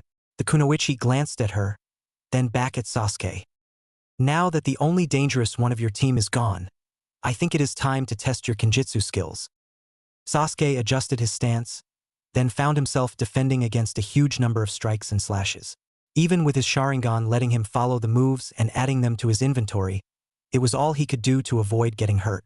In a clashing of blades, the kunoichi retreated, her face cut by his desperate counter, but not bleeding. Sasuke stared at it in horror. What are you? The kunoichi reached up and peeled her face off, revealing another one underneath, a man's pale face with yellow, slitted eyes. I am one of the Sannin, Orochimaru. And you, Sasuke, are the reason I am here. The last of the Uchiha with the Sharingan eyes. How could I pass up such a prize? Ignoring Sakura whimpering behind him, Sasuke adjusted the grip on his blade. Orochimaru, he said thoughtfully. I've heard of you, the Sannin traitor, the one who searched only for power and betrayed his team for it. I am so happy that I am still famous. Orochimaru smirked, idly spinning his sword. You are no match for me, you know? Sasuke shrugged. Every minute I delay you is a minute that Sai has to fetch help. He's too annoying to die that easily. As if to underscore his words, a distant explosion sounded and Orochimaru looked thoughtful. He just destroyed my summons. Sasuke smirked. He's had practice. Anko-sensei trained us using summon snakes. We are well aware of their strengths and their weaknesses. Ah, Anko-chan. Orochimaru smiled. My little student. How is she? You can ask her when she oversees your interrogation. Sasuke's eyes widened as he recognized Naruto's voice, and Orochimaru hurled himself sideways to avoid the impact. When the dust settled, it was to show Naruto standing in a crater, Kitsune's claw balanced across his shoulders. Hey team, thought you could use some help. Kaze's clone is carrying Inky to the tower to wait for you. He confirmed you have both scrolls. Sasuke nodded as Sakura eeped behind him. Sakura, get on. Naruto commanded. He'll take you to Sai. Sai suffered a broken leg and will need help. The team and I will follow shortly, once we chop this freak up.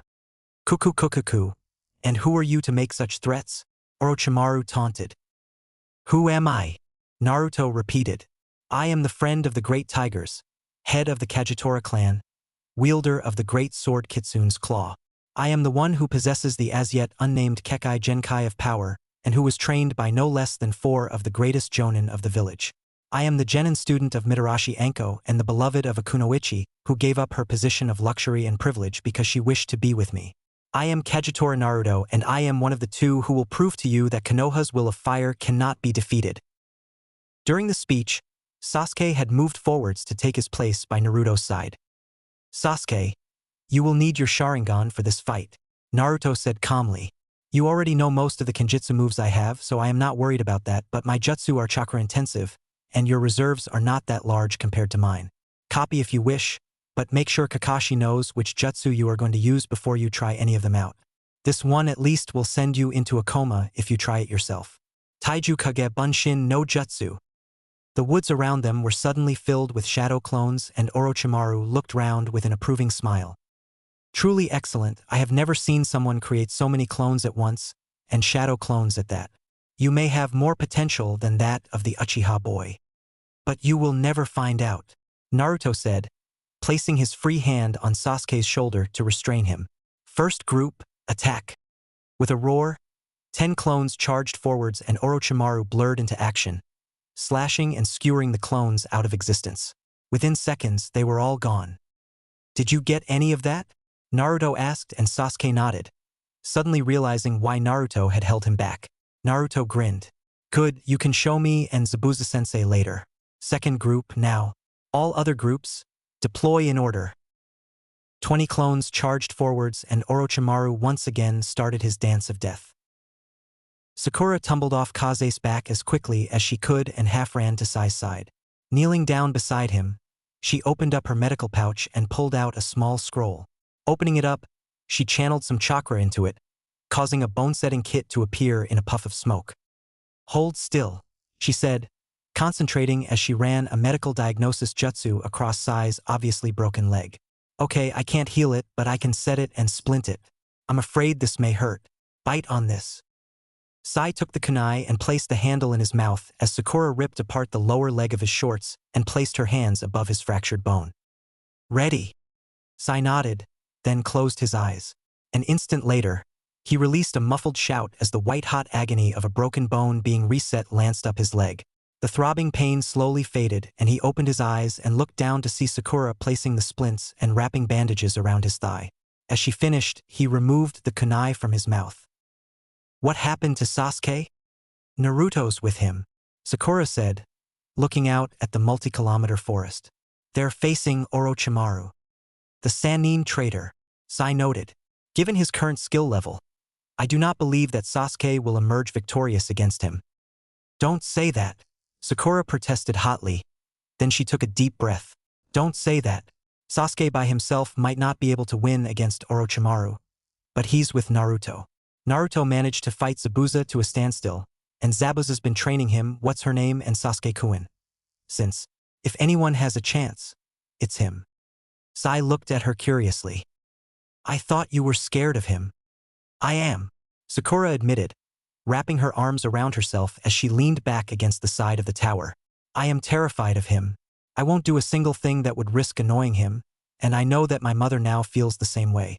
But he's gone out of his way to let me know that he doesn't hold me responsible for my mother's actions. That he knows I've told her to stop opposing him, and that I'm going out of my way to avoid becoming a threat to him.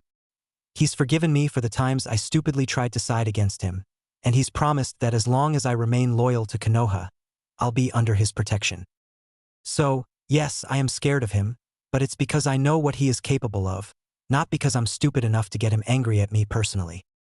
Sai stared at her, head tilted slightly as he pondered her words. How strong do you think he is? Sakura shrugged. I don't know. Anko-sensei said he's probably at Special Jonin by now and it's only political considerations holding him back. Once he blasts through the Chunin exams, he'll be another step towards becoming Hokage.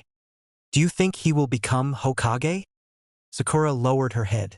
One time I'd have said no. Now that I've seen him in action and talked to those who actually know him, I think not only will he become Hokage, but he may just become the greatest Hokage ever. The last of the clones vanished, pierced through the heart by Orochimaru's blade, and Naruto looked at Sasuke. How much did you get? Almost 3/4, Sasuke said. Thanks for making sure the clones didn't block my line of sight. Naruto nodded and hefted his sword. Orochimaru's skilled, but my clones came close to overpowering him on several occasions. I'm stronger than him, but he's fast. I know you want to go it alone. Not this time, Sasuke interrupted, moving into a low stance. You strike, I'll cover. Naruto nodded, then suddenly hurtled forwards, his sword sweeping down like a metallic thunderbolt. Orochimaru leapt back as the impact cratered the ground and then thrust forwards, only for his blade to be blocked by Sasuke. His eyes widened as Naruto thrust his sword forwards, punching it through his chest. Kuku, excellent. Sasuke's eyes widened as Orochimaru turned into mud and fell to the ground. A mud clone. Did you get it? No, I don't know when he switched, Sasuke retorted, spinning round to search the forest. Behind him, Naruto snatched the dagger off his belt and hurled it into the tree canopy. Did you get him? Wasn't aiming for him, Naruto said, preparing for something else, something inspired by the man who wasn't my father. Sasuke blinked. I'm interested now, Orochimaru said as he stepped into view. So tell me, who is this man who wasn't your father?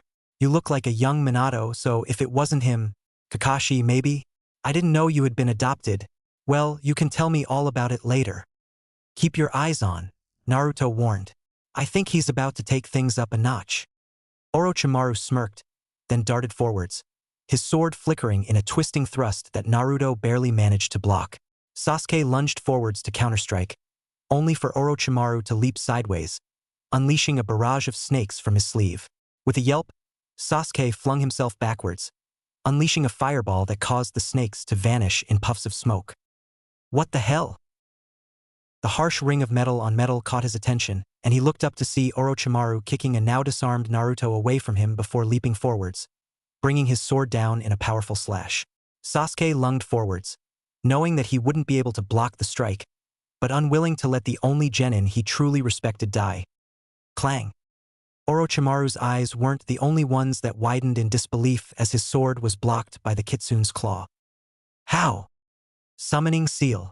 Naruto smirked as Sasuke slashed at Orochimaru, forcing him to retreat slightly.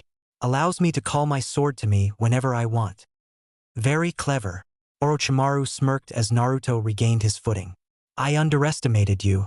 Your strength is incredible, your speed excellent, and your skill is quite advanced. You are no match for me, but you are troublesome. Normally I would kill you where you stand, but if you let me do what I came to do, I will not only let you live, I will let you become my apprentice. Think about what you can learn. Naruto smirked as he grabbed Sasuke and swung him onto his back. Think about what you can learn from me. Watch and learn Orochimaru. Demon technique. Reverse dagger summoning. Orochimaru's eyes widened in shock as a red chakra briefly surrounded the two boys, and then it vanished, taking the duo with it. Sakura stared at the sight. She had almost wet herself in shock when the dagger that she recognized as Naruto's had buried itself up to the hilt in the tower wall barely 10 paces away from them. She had known just how far she was from where Sasuke was, and the strength of the throw required was inhuman. However, the dagger had done nothing for a while, and she had almost forgotten about it as she tended to size cuts and scrapes under the watchful eye of Kaze. And then the dagger had suddenly glowed. Sakura had spun round just in time to see a flash of red light which faded to reveal Naruto with Sasuke clinging to his back. For almost a minute no one moved, then Naruto spoke. You can get down now, team. We're at the tower. Sasuke glowered at Naruto as he dropped to the ground and resheathed his sword while Naruto reclaimed his dagger. Thanks. I owe you. Whatever jutsu scroll you want from the Uchiha library is yours. Make that 5. You helped me learn a great deal of that new sword style. Sakura stared wide-eyed at the two boys. She couldn't believe that Sasuke had just said that. Naruto grinned. How about you forgive me for the 1,000 years technique? Suk snorted. I forgave you that during my second genin test, Dobe. Kakashi-sensei tried to do it to me and I managed to dodge it since I recognized what was going to happen. Nope, 5 jutsu scrolls once we finish this stage. On my honor as an Uchiha. But I will be practicing working that new style into my own. You may be better than me, but that doesn't mean I won't try to put up a fight. Thanks. Now we need to part ways. You enter the tower while I wait for my clones to return with the scroll I need. Sasuke stared at him. What? You really think even I could have found and seized 2 scrolls that fast? My clones reported success just before I summoned us here. Sasuke paused, then nodded, giving the impression of a formal bow. Walking over to Sakura and Sai, he looked down at them. Can we get him into the tower? Sakura nodded and Sasuke crouched down, pulling Sai's arm across his shoulder. Standing up, he supported Sai as they moved towards the tower entrance. At the doorway, he paused and looked at Naruto. I still think you're a dobe, he said, but you just might make it to Hokage. And when you do, I'll support you when you reclaim your heritage, as long as you support me when I kill my brother for murdering my clan. I thought you wanted to do that alone? Naruto asked in honest curiosity and Sasuke laughed harshly. I thought so too until I realized how much stronger than me Orochimaru was, and Itachi's stronger than him. I need to get a lot stronger to stand a chance against my brother. I knew that before, but I never really accepted it until now. Once this is over, will you tell me what training you got? I may not be able to do it myself, but it'll give me an idea of what I need to learn. Naruto nodded and Sasuke walked into the tower, Sakura trailing him in confusion. The cloud of smoke formed above the 3 open scrolls and dissipated to show Mitarashi Anko. She looked at her student with a proud smile and tossed him a stick of dango. You made it, Gaki, and so fast too. Anything interesting happen? Naruto shrugged. Not really. Used my clones to get one of the scrolls. Collaborated with Hinata-chan's team to get the second. Teamed up with Sasuke to hold off Orochimaru until we could escape. Anko froze. Orochimaru? He's here. He's after Sasuke. Naruto confirmed. I think it's for his Sharingan. You may want to check with Kakashi. I'm sure he's got the story from his team by now. On the plus side, I think Sasuke really gets the idea of teamwork now. Anko stared at him, her plate of dango forgotten. How did you escape? I summoned myself and Sasuke to where I had thrown my dagger, Naruto said, holding up the kitsune's fang. It's a trick that only I can do due to my unique chakra. I bet Sensei team was not happy. Anko smirked briefly, then she sobered. I need to tell the Hokage about this. Orochimaru being back is not good news. He swore to destroy Konoha. This is bad, but you should be safe here. Head in and claim a room. There's plenty of food available, including stuff for Kaze. Naruto nodded and Anko clapped him on his shoulder. When word gets round that you survived combat with Orochimaru, well, I think your promotion is in the bag. Nice work, Gaki. Nice work. Naruto-kun. Naruto turned just in time to intercept Hinata's flying glomp. The impact knocked him back a few paces as he managed to not fall over. Then he lightly hugged her back. At the table where Hinata had been sitting, Kiba waved while Shino righted the chair that Hinata had vacated as soon as Naruto had appeared. Hey Hinata, I see you got yourselves a heaven scroll. Hinata nodded and tightened her hug, burying her face into the side of his neck. Then she released him, grabbed his hand and pulled him to her team's table. Once again, Naruto wondered how someone without his enhanced strength could pull him around so easily. Perhaps it was a secret jutsu that only girls knew. Reaching the table, Hinata sat down and Naruto took the seat beside her, smiling as Hinata promptly leaned against him, resting her head on his shoulder. He placed his arm around her and she sighed in contentment. It is good that you succeeded in finding the required scrolls, Naruto-san. Hinata-san was becoming worried that something bad had happened to you. Nah, I'm good, Naruto said with a smile. Had a bit of a sword fight with Sasuke, but we both got out of it without getting injured. You fought Sasuke? Kiba asked and Naruto shook his head. Nope, me and Sasuke fought Orochimaru. He wasn't really trying and he wanted Sasuke unharmed, so we were able to hold him off long enough to get the rest of his team to safety. Then he and I escaped. Hinata had lifted her head from his shoulder and was staring at him with mingled amazement, pride and horror. We saw the boy you had warned us about fighting, Shino said. He was absolutely merciless. He killed 3 genin with a single technique that crushed them in his sand. You were right about his sand being defensive as well. It created a shield around him that protected him from a rain of senbon. I do not think that it was under his conscious control. It even blocked the senbon from angles that he could not have seen. He's a Jinchuriki, like me, Naruto said. I hold the Kyuubi no Kitsune inside me, keeping Konoha safe. Gaara holds the Ichibi, Shikaku, inside him, granting him control over sand. Shikaku probably provides him with the sand-controlling ability and the automatic defense. Kiba stared at Naruto. You're a Jinchuriki? Your father sealed the Kyuubi into you? Shino, why aren't you surprised by this? I realized it on the day that Naruto's heritage as the son of the Yondaime Hokage was revealed, Shino said. His realization as to his parentage may have distracted most of the other students from what was revealed, but I paid attention to the lead-up to the revelation, and realized that the secret that was almost revealed that day was Naruto's status as a Jinchuriki. As to why I am not bothered by it, may I remind you that we of the Aburun clan know full well that having something inside us does not mean that we become that which we contain. I hold Kekkai, I am not one. Naruto holds the Kyuubi, but he is not the Kyuubi. Only a true idiot would think otherwise. Kiba frowned at him, then nodded slowly. I think I get it. It's like, Naruto's the cup and the Kyuubi's the water. The cup holds the water, but doesn't turn into it. Naruto nodded. Exactly right. I can call upon the Kyuubi's chakra on occasion, even talk to him. I'm not the first Jinchuriki of the Kyuubi, The first was Uzumaki Mito, the wife of the first Hokage. The second was Uzumaki Kushina. I became the third after Kyuubi was freed during my birth, and someone used a fully evolved Sharingan to force him to attack Konoha. Uzumaki Mito, the wife of the Shodame, and Uzumaki Kushina, the wife of the Yandame, Shino stated. Interesting how both of the other Jinchuriki were Uzumaki. How did you know this? I have not come across any reference to it.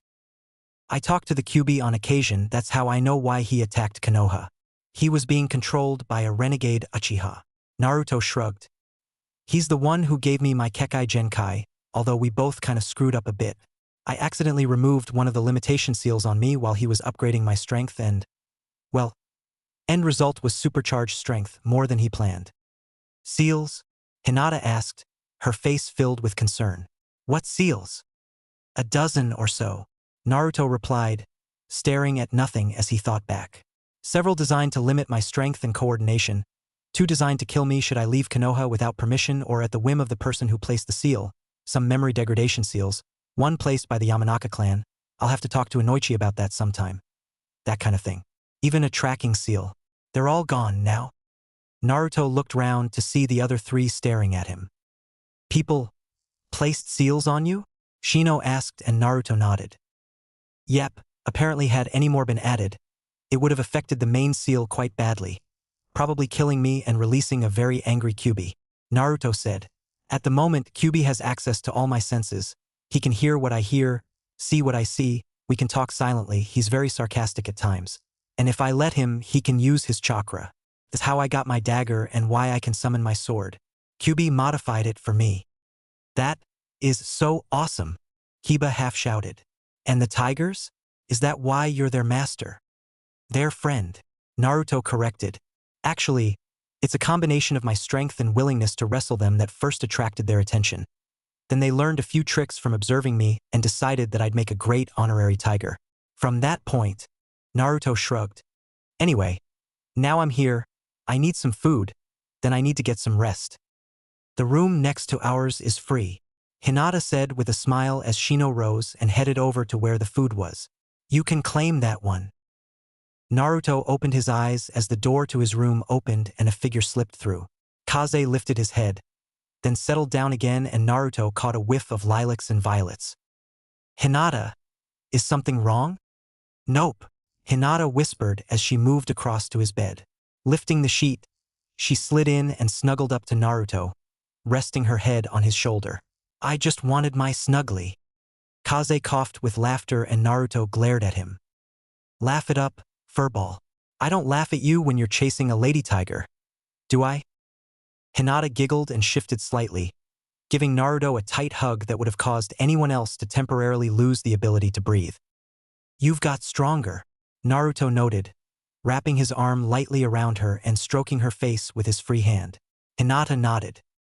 We all have. Kiba was shocked when I revealed how strong I was. He's been training hard to build up his strength and chakra reserves, so that he can claim to be the brawn of the team again. Shino's also been training, he's been working on his taijutsu and weapons work. He uses a pair of scythes that he hides up his sleeves. Kiba's sticking to his clan's taijutsu, but he's using weights and has learned several new jutsu. He can hold his own against me in a spar again. The 2 of them lay in comfortable silence for several minutes. Then Hinata spoke again. Naruto, how strong are you now? Hard to say, Naruto mused. I managed to hold off Orochimaru in the forest, but he wasn't trying all that hard. Zabuza-sensei says that I'm about equal to him in sword work. I just need more experience. Anko insists that I could make special jonin now. Overall, I think I'm fairly strong. As a clan head and my future husband should be. Hinata murmured, shifting again.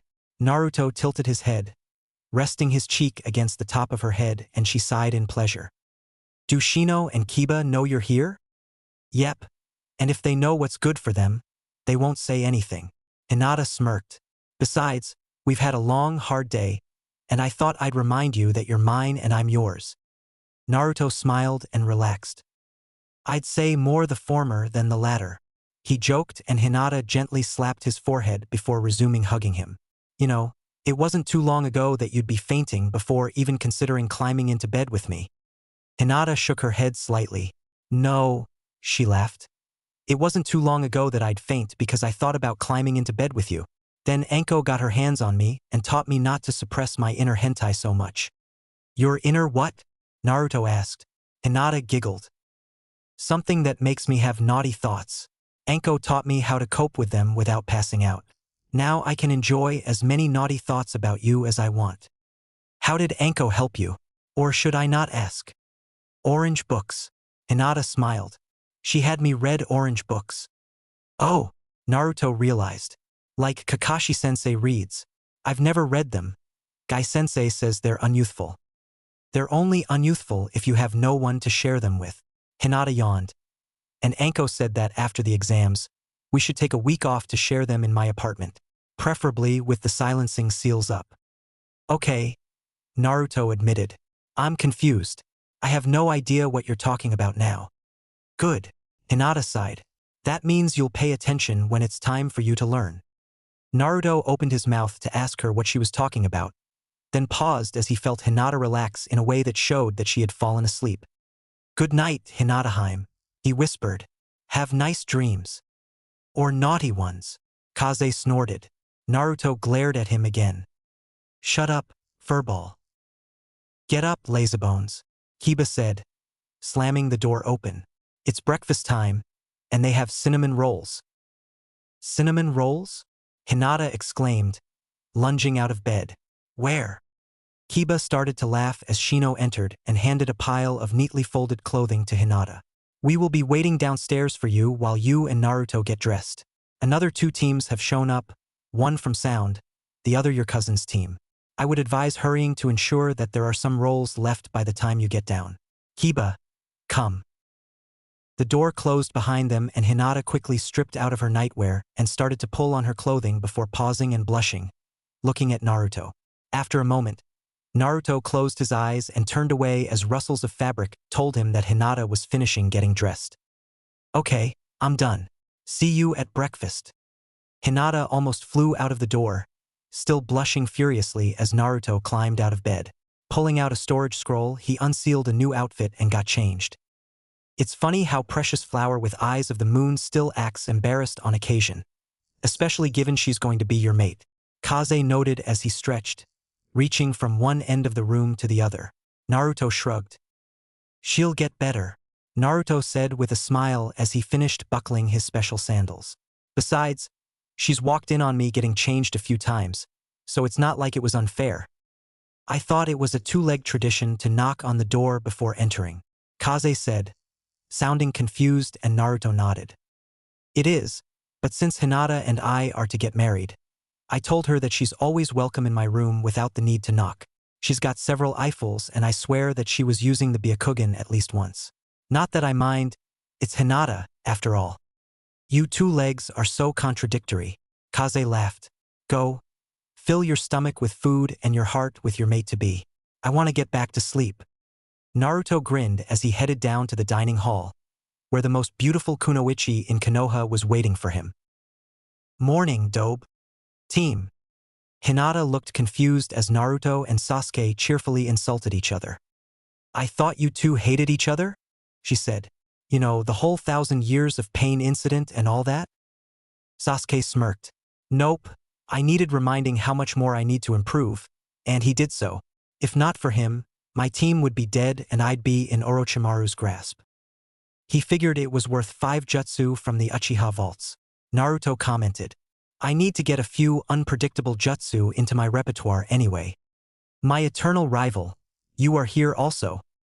Everyone turned to see Lee, Niji and Tenten entering the hall. Naruto leapt out of his seat and bounded across to Lee, apparently ignoring Niji's Byakugan-enhanced glower. Lee and I-san. It is good to see you so hale and hearty. Thank you, Naruto and I-kun. It is wonderful to see you too. Why were you in bed with my cousin last night? Lee and I-san. Naruto and I-kun. I saw you with my Byakugan. Lee and I-san. Naruto and I-kun. I'm asking you a question. Lee and I-san. Naruto and I-kun. Look away now, Sakura shouted and everyone spun round. That is one heck of a technique, Kiba said, looking at the shadow of him cast by the sunset Jinjitsu. But why did he get Lee to do that? The light faded and they turned back, seeing Niji curled into a fetal position, rocking back and forth. I think Niji-san was trying to intimidate Naruto, and that was his response. Hinata sighed. Excuse me a moment. Rising from her seat, Hinata walked over and crouched down beside Niji, giving him a hug. It's all right, Niji-san. The genjutsu has faded. The youthfulness isn't going to hurt you. It's all right. You'd have thought he'd be used to that by now. Naruto shrugged, leading Lee and Tenten back to the table. Sakura tilted her head. Was Niji right? You slept in Hinata's bed last night. Of course not, Naruto exclaimed, looking shocked. No true shinobi would ever impose on a lady like that. I never even set so much as a single foot in her room last night, as Kiba and Shino can verify. Shino nodded in confirmation while Kiba grinned widely. Sakura nodded. So Niji was wrong. No, he was right, Hinata said, leading a shell-shocked Niji over and guiding him into a seat. I wanted my snuggly, so I went to him. Your snuggly, Sasuke repeated in disbelief. You call the one who fought Zabuza to a standstill, who held his own against Orochimaru, the one who can create an army of Kage Bunshin, your snuggly? Hinata blushed slightly as she nodded and Sasuke dropped his head into his hands. I can't deal with this right now. That's like calling one of your tigers furball. I do call them that whenever they annoy me. Naruto grinned. Sasuke shook his head in disbelief. If anyone else said that, I wouldn't believe it. Naruto laughed. Naruto looked around as he stood in the large hall. Several other teams had made it, all of the Konoha 13 and another Konoha team, the Suna siblings and AA trio from Sound. Given how many teams entered, I expected more to make it through, he noted. We sent Anbu to tell the teams that Orochimaru was known to have been in the forest. Anko said from just behind him. Half of the remaining teams bailed at that point. You're looking at those brave enough and skilled enough to win. Pay attention, the Hokage's about to speak. Naruto nodded and turned his attention to the raised dais at the front of the room where the Hokage was standing. An instant later, Anko appeared by his side and Naruto glanced back to see the Anko behind him vanish in a cloud of smoke. Heh, Kage Bunshin. All right, now pay attention, Anko said, her voice echoing through the hall. Lord Hokage is about to explain the third exam to you, so you'd better pay attention. Maggots. Lord Hokage, they're all yours. Naruto his a smirk at how Anko had gone from commanding to respectful with that final sentence. Then he hid his amusement as the Hokage stepped forwards. Ahem. First, before I tell you what the third exam entails, I want to explain something about the test itself. Listen closely now, it's something all of you need to understand. The hall seemed to go absolutely silent as the Hokage spoke. I'm going to tell you the true purpose of these exams. Why do you suppose our country holds these exams in conjunction with our allies? To raise the ability levels of the shinobi and increase friendship between allied nations, to be sure. But it's important you understand its true meaning. The exams are, so to speak, they're a representation of the battle between allied nations. Everyone seemed to inhale in shock at that. What's that supposed to mean? Tenten asked before she could stop herself. Now, if we look at our history, the Hokage continued, all the countries that we're currently allied with were once neighboring nations that continuously fought with each other for power. In order to avoid destroying each other's military strength meaninglessly, those countries picked champions to do battle on behalf of their countries at a mutually selected location. That was how the Chunin selection exams originally began. These exams give ninja a chance to test themselves against each other, carrying the pride of their nation on their backs. Many leaders and people of prominence from various countries are invited to attend this exam as guests, and to possibly seek shinobi to work for them. This exam could determine the course of your ninja work from here on out. And more importantly, those rulers will watch your battles, and take note of the strengths that each ninja and each nation is developing. The strong nations are inundated with job requests for their ninja, while conversely, the requests for countries that are deemed weak decline. Therefore, the stronger our nation is, the better its position when it comes to negotiating with neighboring countries, so it is important to show how much military strength our village has. In other words, these exams are nothing less than a replacement for war, giving each nation a chance to show the strength of its shinobi, and thus the strength of its military. The hall remained silent as everyone considered the Hokage's speech. Then a sickly-looking Jonin stepped forwards and Naruto smiled slightly as Kekkai Genkai started speaking. We never expected so many of you to make it through, so we are holding a preliminary round of one-on-one duels to reduce your numbers. Before we do so, do any of you feel you cannot proceed any further? If you do, your team will not be penalized as the teamwork portion is over. For a moment, no one moved, then Kabuto raised his hand. My reserves are still depleted. I wouldn't be able to put up much of a fight. Kekkai nodded as Kabuto made his way to the exit. There are 21 remaining. We wish to reduce the number to less than half of that. Does anyone volunteer to participate in more than one battle? I do, Naruto said, causing everyone to look at him. And to make it fairer, I'll allow my opponents to decide whether I use my sword, or if I fight alongside my great tiger partner, Kaze, instead. For several more seconds, everyone stared at him. Then the Hokage chuckled. Confident, aren't you, Naruto? Well, with your Kekkai Genkai and training, how could you be otherwise? Very well. You fight twice. Gecko? The screens behind me will display the names of the participants for each round, Gecko said, and everyone looked up at the screens to see 2 names already displayed. Round 1 is Uchiha Sasuke against Takato Yoroi. Could everyone else please go up to the balcony to wait your turn? Naruto looked up and saw Kaze looking down at him from the balcony. Leaping up, he landed by Kaze and stroked his head. Looks like we get one heck of a view from up here. We do, Naruto-kun, Hinata said as she walked towards him, Kyuka by her side. That was quite a challenge you gave. Will you be all right? I'll be fine, Naruto grinned. Let's watch Sasuke fight. Should be fun. In the battleground, Sasuke stood facing his opponent and Hayate stood between them. As Proctor, I can call the fight for any reason. Should you not cease fighting when I command, I am allowed to use any means I deem necessary, even lethal force, to stop you. Do you understand? Both Sasuke and Akato nodded and Hayate took a step back. Begin. Akato advanced, hands ready to grab, but Sasuke leapt sideways and unsheathed his sword in a fluid motion, slicing into Akato's arm as he did so. As Akato jolted backwards, Sasuke stabbed him in the leg, sending him to the ground. I yield. Winner, Uchiha Sasuke, Hayate proclaimed. Chuji gulped as Naruto vaulted down from the balcony, landing lightly in front of him.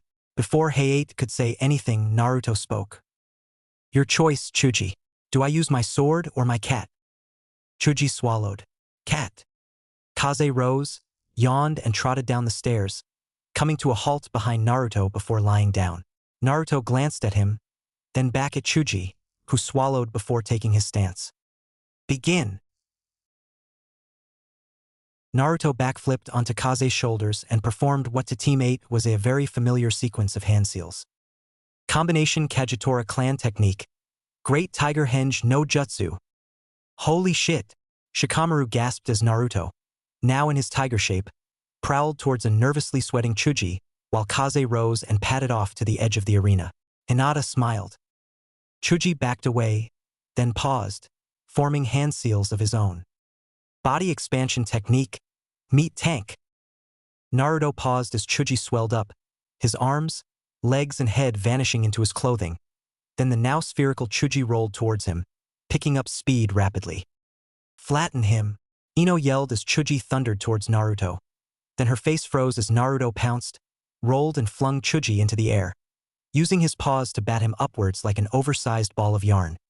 Hinata face-bombed. After a few moments of playing with Chuji, Naruto pushed him up so he flew high into the air, then rolled out of the way as he crashed back down to earth. As Chuji pulled his elf out of the crater, Naruto pounced on him and fastened his jaws to the back of his neck. I yield. Chuji gasped and Naruto released him, backed away and returned to his human form. Good fight, Chuji, Naruto said, picking up the larger boy and effortlessly slinging him onto his back. Let's get you back to your team, hey? Hinata stood firm, Kyuka a reassuring presence just behind her, as her opponent stopped opposite her. Hyuga Hinata and Kinata Dosu. Fight. Dosu started by striking his metal gauntlet, causing Kyuka to hiss, her ears folding back. You like that? He mocked. My melody arm is the perfect counter to that great big kitten of your... What the hell? Kyuka reared up and slammed her front paws down, causing the ground to ripple and throwing Dosu off his feet. As he pulled himself up, Hinata landed in front of him. You are in range of my divination. 8 trigrams, 64 palms. Her hands seemed to blur and Dosu jolted as the precise strikes shut off his tenketsu. As Hinata finished, Dosu slumped to the ground, unable to move. Go Hinata! Go Kyuka! Naruto shouted with a wide grin as Kaze uttered a roar of victory. Nice one! Hayate's winner, Hinata, seemed almost redundant at that point. Prepare to lose, Ino declared, and her opponent, Tsuchikin, laughed at her. I know how to avoid the jutsu of the Yamanaka, she declared, throwing a pair of bell-tagged sunbon at Ino, forcing her to abandon her hand seals and dive sideways. As long as I keep you from doing that mind walk of yours, you are no match for me. Ino dodged another pair of senbon, then a third pair before starting to stagger, unable to concentrate.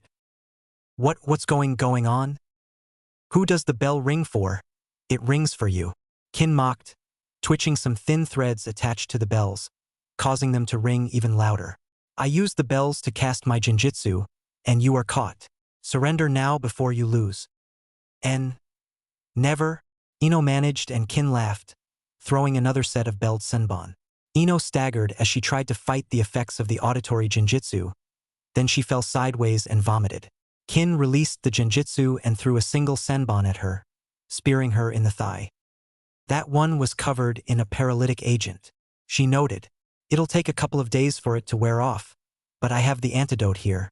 I think that I win. Winner, Kin, Hayate confirmed as he accepted the proffered vial. Medic! Hyuga Niji and Tsuragi Misumi. Begin!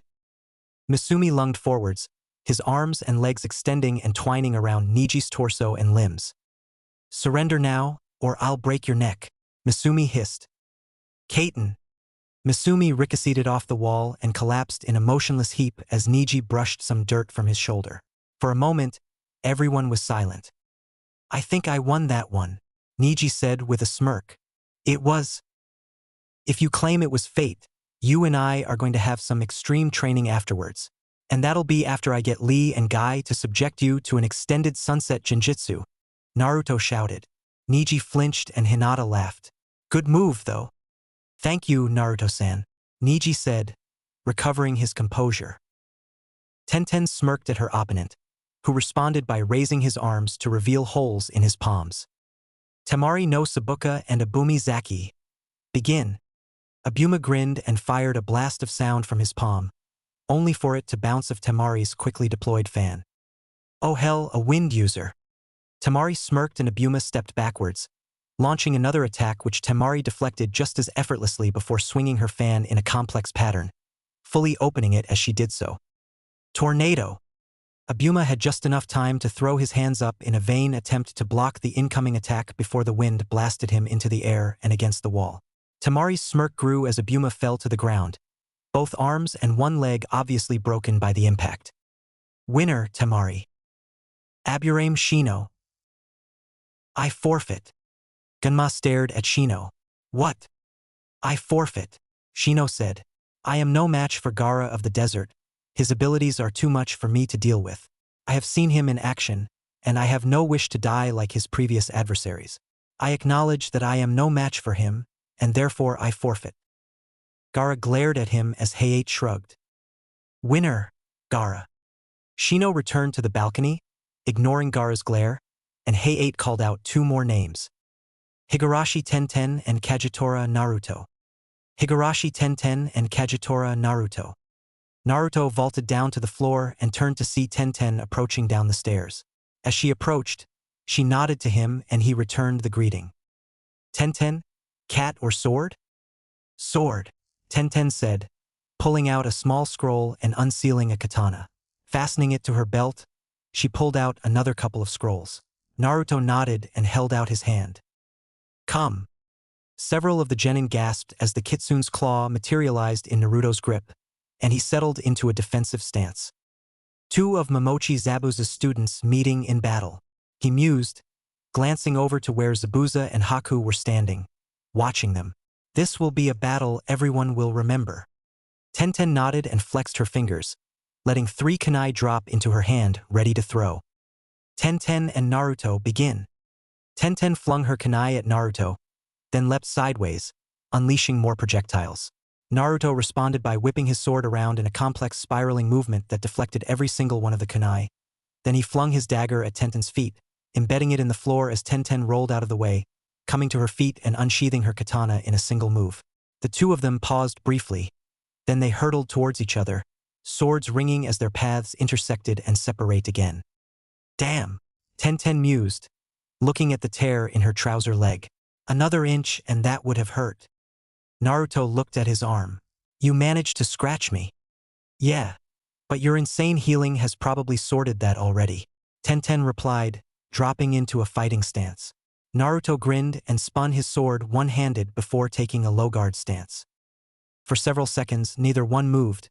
Then, as if they were two bodies controlled by a single mind, they spun into action, their swords moving so fast that, to the observers, they seemed to be wielding metal fans that blurred and clashed in incredibly complex patterns before they leapt away from each other.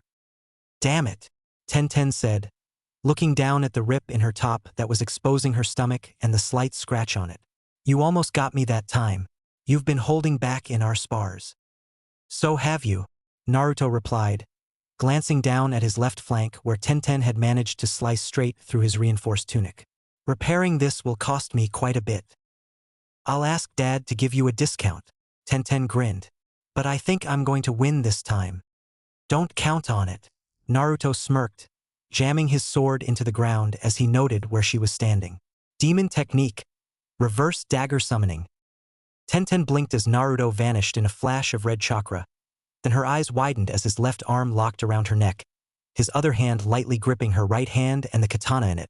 For a moment, she remained motionless. Then she slumped. That's a new trick. Meh. It's how I escaped from Orochimaru, Naruto admitted. So you yield? Yeah. Tenten sighed. I yield. Damn it. Winner, Naruto, Hayate said as Naruto released Tenten. For what it's worth, you put up a damned good fight, he said, and Tenten smiled at him. You did too. You deserved this one. I should have called Cat instead. Maybe next time. Haruno Sakura and Inuzuka Kiba. Fight. Sakura looked at her opponent and gulped.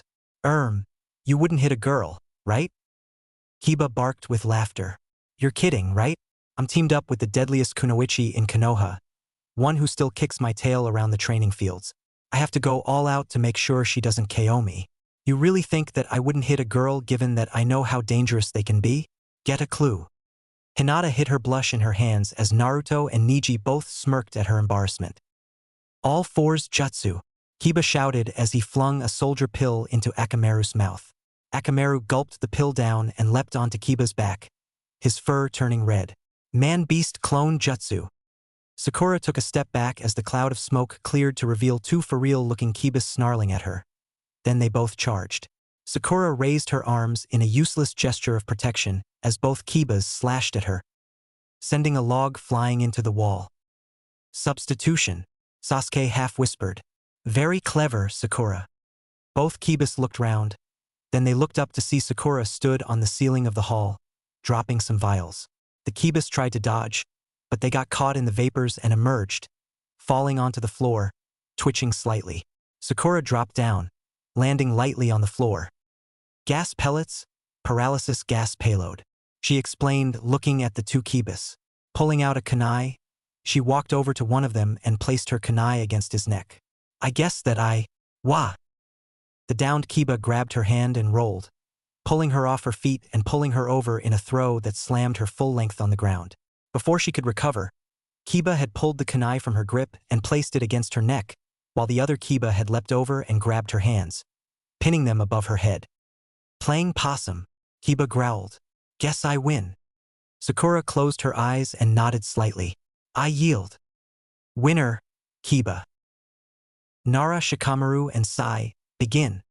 Sai leapt back as Shikamaru's shadow extended towards him, then pulled out a scroll and a paintbrush, starting to draw on it.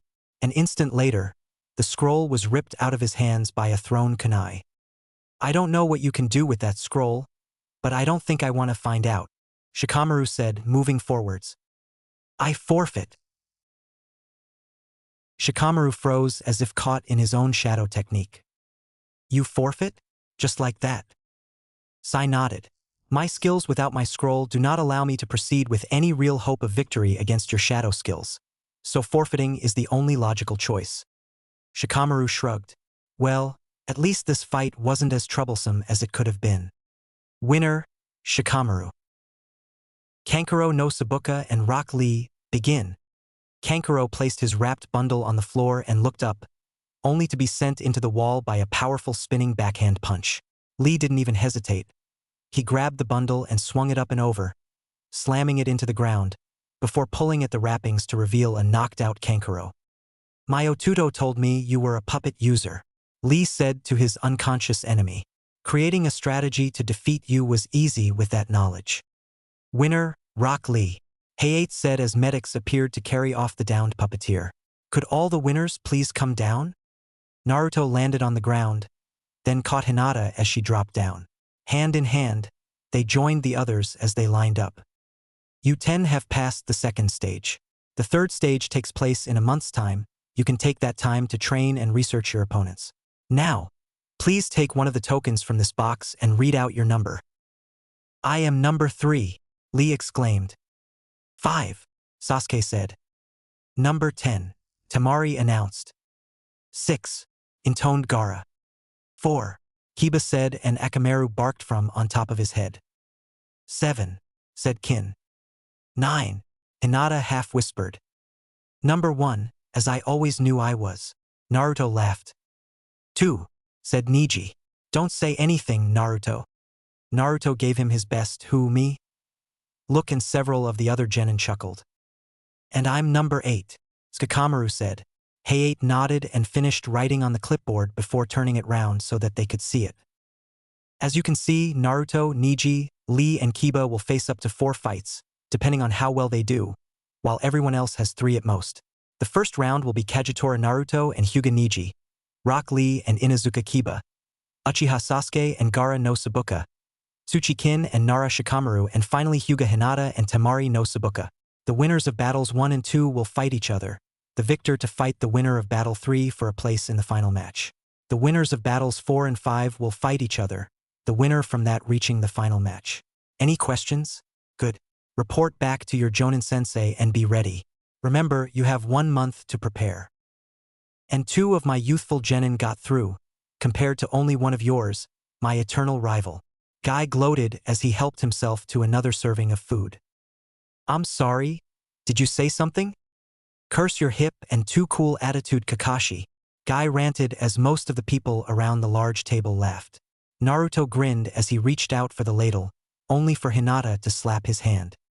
You've already had 3 helpings of ramen, she said sternly. It's time for you to eat something more nutritious. Naruto looked at her and she smiled at him. Don't give me that look. We both know I'm better at doing it than you are. Now here, eat up. Wow, you are so whipped.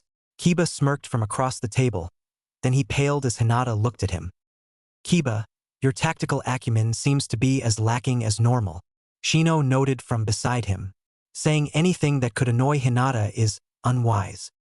Ah, come on, Kiba whined. I won't meet her until the finals.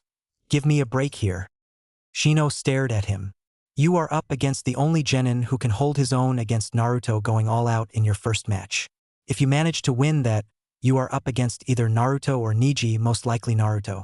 I mean, no offense, Niji-sama. None taken. Niji shrugged. In the last 10 spars I've had with Naruto, I've only won 3 times. Please, continue. Thank you, Shino said. Even assuming you manage to beat Naruto or Niji, that places you up against Uchiha Sasuke with his Sharingan or Gaara the Jinchuriki of Suna. The chances of you succeeding against all of them with your current capabilities is low. Hey, Kiba protested. Stop ruining my dreams. That Jinjitsu was the worst thing I have ever encountered. Ino shivered. I tried to dispel it, but it just kept getting stronger. It was like the whole world was rippling around me. I couldn't stand. I couldn't attack. It still gives me the shivers as to how helpless I was. Sakura nodded. At least you didn't fall for one of the oldest tricks in the book. I thought I was intelligent. I can't believe that Kiba managed to outwit me. It was so embarrassing. From victory to defeat in half a second, and all because I let my arrogance take over. You were too clever, Kiba said. I was counting on you being clever enough to keep track of which one was me and which was Akamaru. If you'd gone for Akamaru, I'd have been in trouble. Tell me more about Kin's genjutsu, please, Shikamaru asked. It would be less troublesome if I knew in advance what to expect when I go up against her. Gakis are doing well, Enko said, looking down the table. They've really got the whole teamwork thing down now, and those who haven't won are inspired to do better next time. While only one of mine got through, Kakashi said. His matchup in the third stage will be a problem. Emo's up against a Jinchuriki, Gaki told me. Enko said flatly. You'll need to give him some serious moves to last against the Ichibi container. Speed as well, Emo needs to go faster, lots faster. Kakashi nodded as Asuma winced. Shikamaru's already complaining about how he's fighting girls all the way through to the finals. He's also rather worried about Naruto's ability to turn into a giant cat. He claims he's having a hard time coming up with a counter to that. I need to get Kiba to train in more than just his clan techniques, Kurenai said, glancing over to where Kiba was arguing with Sasuke. Just facing off against Lee will not be a trivial challenge. Lee's speed is scary. And that's with him wearing weights, Kakashi noted, causing Kurenai to stare at him in shock. What? I helped him train a bit, teaching him some ninjutsu that he could integrate into his fighting style. I'd offer to help with Kiba, but I need to seriously up Sasuke's game if he is to make it through the finals intact. He'll be fighting 2 Jinchuriki, but the second one will hopefully cut him some slack. 2? Kurenai asked, and Kakashi slapped himself on his forehead. Oh, I forgot. Legally, since the Yondaime sealed the Kyuubi into his own son, Naruto is not a Jinchuriki as he's not the Yondaime son. But yeah, if Sasuke manages to take down Gaara, which he might since he lasted against Orochimaru, he's then got Naruto to face. And Naruto is just too good. The door to Naruto's room opened and a familiar figure slipped in. Needed your snuggly again? Naruto teased as Hinata slipped under the sheets and curled up against him, head pillowed on his shoulder. Hinata giggled and lightly slapped his chest. Stop that, she commanded. After a few moments, she twitched slightly, looking up at him despite the darkness. Are you all right? You're thinking about something. I need to take a trip to Wave, Naruto said. The elder of the Great Tigers told me about their history earlier. Apparently I'm not the first tiger bond mate. They were linked to a small clan that joined Uzushiogakure just before it got wiped out. The remaining tigers fled, reaching Konoha just before my birth, and Kushina snuck them into the Forest of Death, intending to place them somewhere else after I was born, using them as my bodyguards. Of course, the renegade Uchiha screwed things up and the tigers were stuck there until I discovered them. The thing is, they know where some of the treasures of Uzushiogakure are located and they want me to retrieve them. Scrolls, weapons, treasure that was hidden rather than smuggled out during the attack, even a summoning scroll or 2. But it'll take a couple of weeks to make the trip. I'll come with you, Hinata said, and Naruto shook his head. I'd love you to, but in a month you're up against Temari, then probably Shikamaru. You need to train, Hinata. I'll be trainin' like anything when I get back, but I can afford it since I can use Kagebunshin to get more training time in, something you can't do. For a moment, Hinata struggled to find an argument, then she slumped in defeat. You're right, damn it, she muttered. But you take good care of yourself out there. I want you back unharmed. Naruto grinned as he stroked her hair reassuringly. Don't worry, let me check something with my tenant. I may be able to come up with something. Yo, brat, Anko said with a grin as she appeared behind Hinata, who was looking down the road that Naruto and a dozen great tigers had vanished down. You look distracted, so I think it's time to get your mind off the gaki and get ready to do some serious? Is that the kitsune's fong? Hinata followed Anko's gaze to the dagger resting along her thigh. Not quite. Naruto-kun had it made, then he did something odd, infusing his chakra, the Kyuubi's chakra and my chakra into it. I don't know exactly how it works, but he is always aware of where it is, and thus where I am, and if I concentrate holding it, it tells me where he is. It also does this, come. The dagger vanished and reappeared in her hand. I can't do the reverse summon thing Naruto-kun does with his, but this dagger lets him do it to reach me whenever he wants. Anko's eyebrows had raised as Hinata explained the properties of her new weapon. Damn, girl. He must have serious hots for you if he's willing to make something like that for you. I think he does. Hinata giggled. Even if my snuggly and I haven't started reading the orange books together yet. That'll happen soon enough, Anko said, turning Hinata round and pushing her towards the training grounds. Now come on, it's time to get you stronger. When you hit the finals, you're going to give Gaki a real fight. But you're his sensei. Hinata half-protested as Anko towed her away from the gates. Shouldn't you be working on making him stronger, not me? Gaki ain't here, you are, Anko said. Besides, he learns best going up against superior opponents, so if I make you stronger, it makes him stronger too. See? Hinata frowned as she tried to follow the logic. I think so. Good, Anko exclaimed. Now come on, training time and dango time's a-wasting. Become a bandit. It's easy money, you said. The man groused. Merchants using the bridge are easy pickings, you said. We'll get lots of money and retire with willing, beautiful ladies, you said. Shut up. It's not my fault. Not your fault, the first man shouted. You got us into this mess. You led us into banditry. You never told us that we could expect having fucking giant tigers attack us.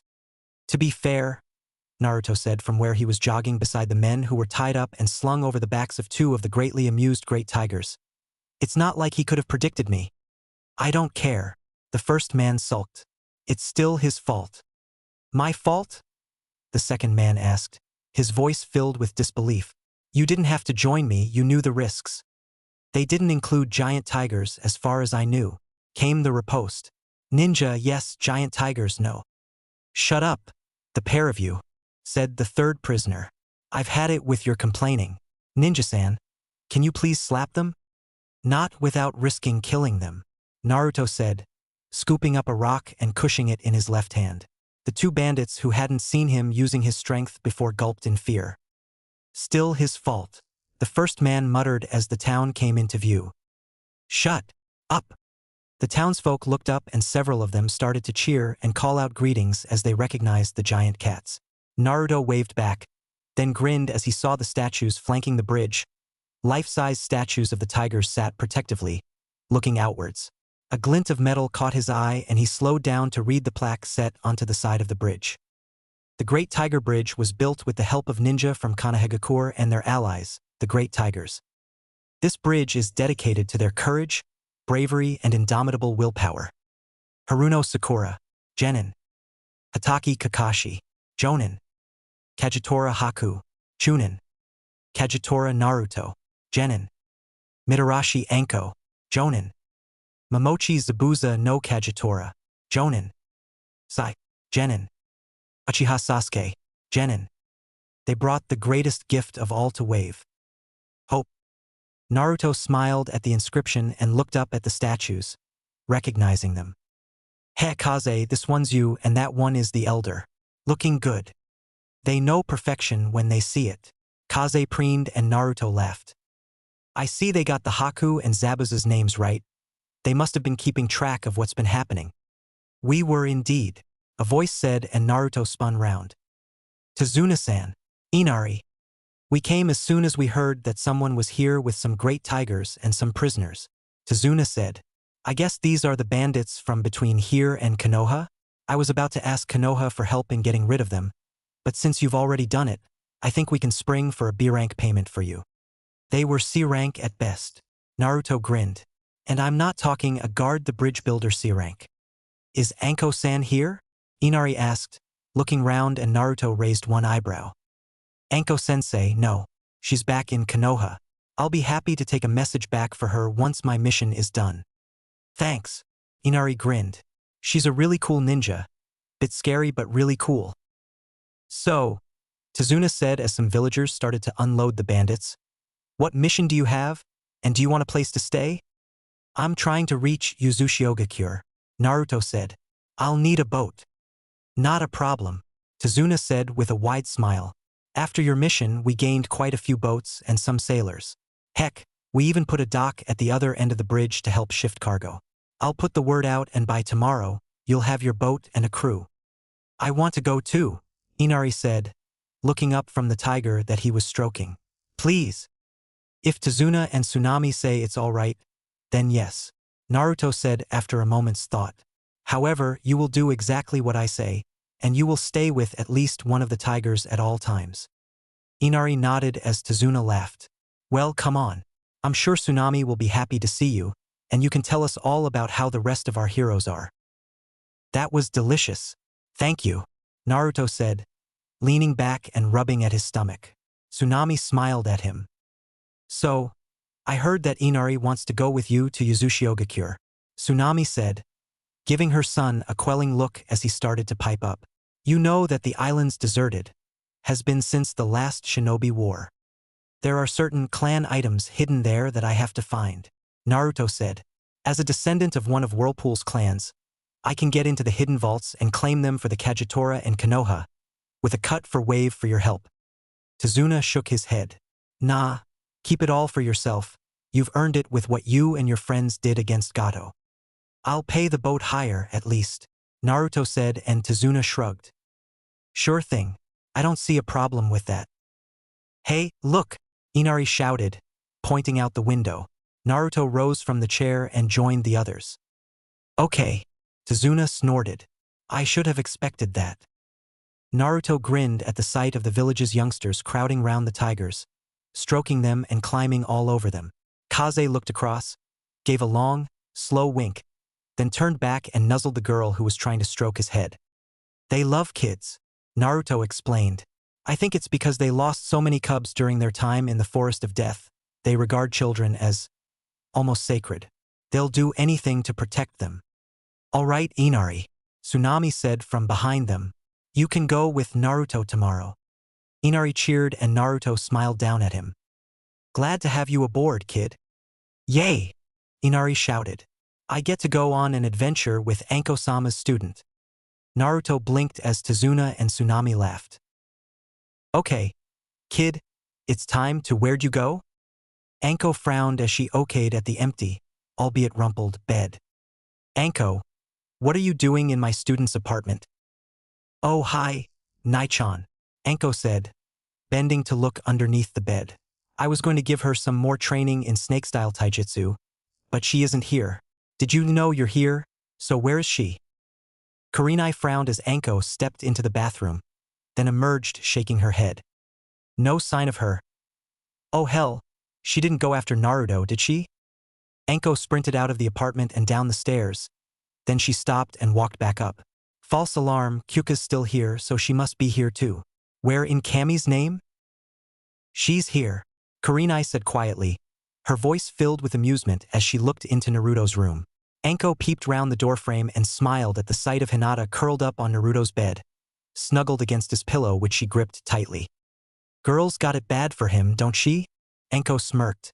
Maybe we should just move his stuff into the apartment today and save her all these little journeys. Heck, you could move into here once we move the stuff to keep an eye on them. Kurenai glared at her and Anko grinned, ducking away as Kurenai lifted a threatening fist.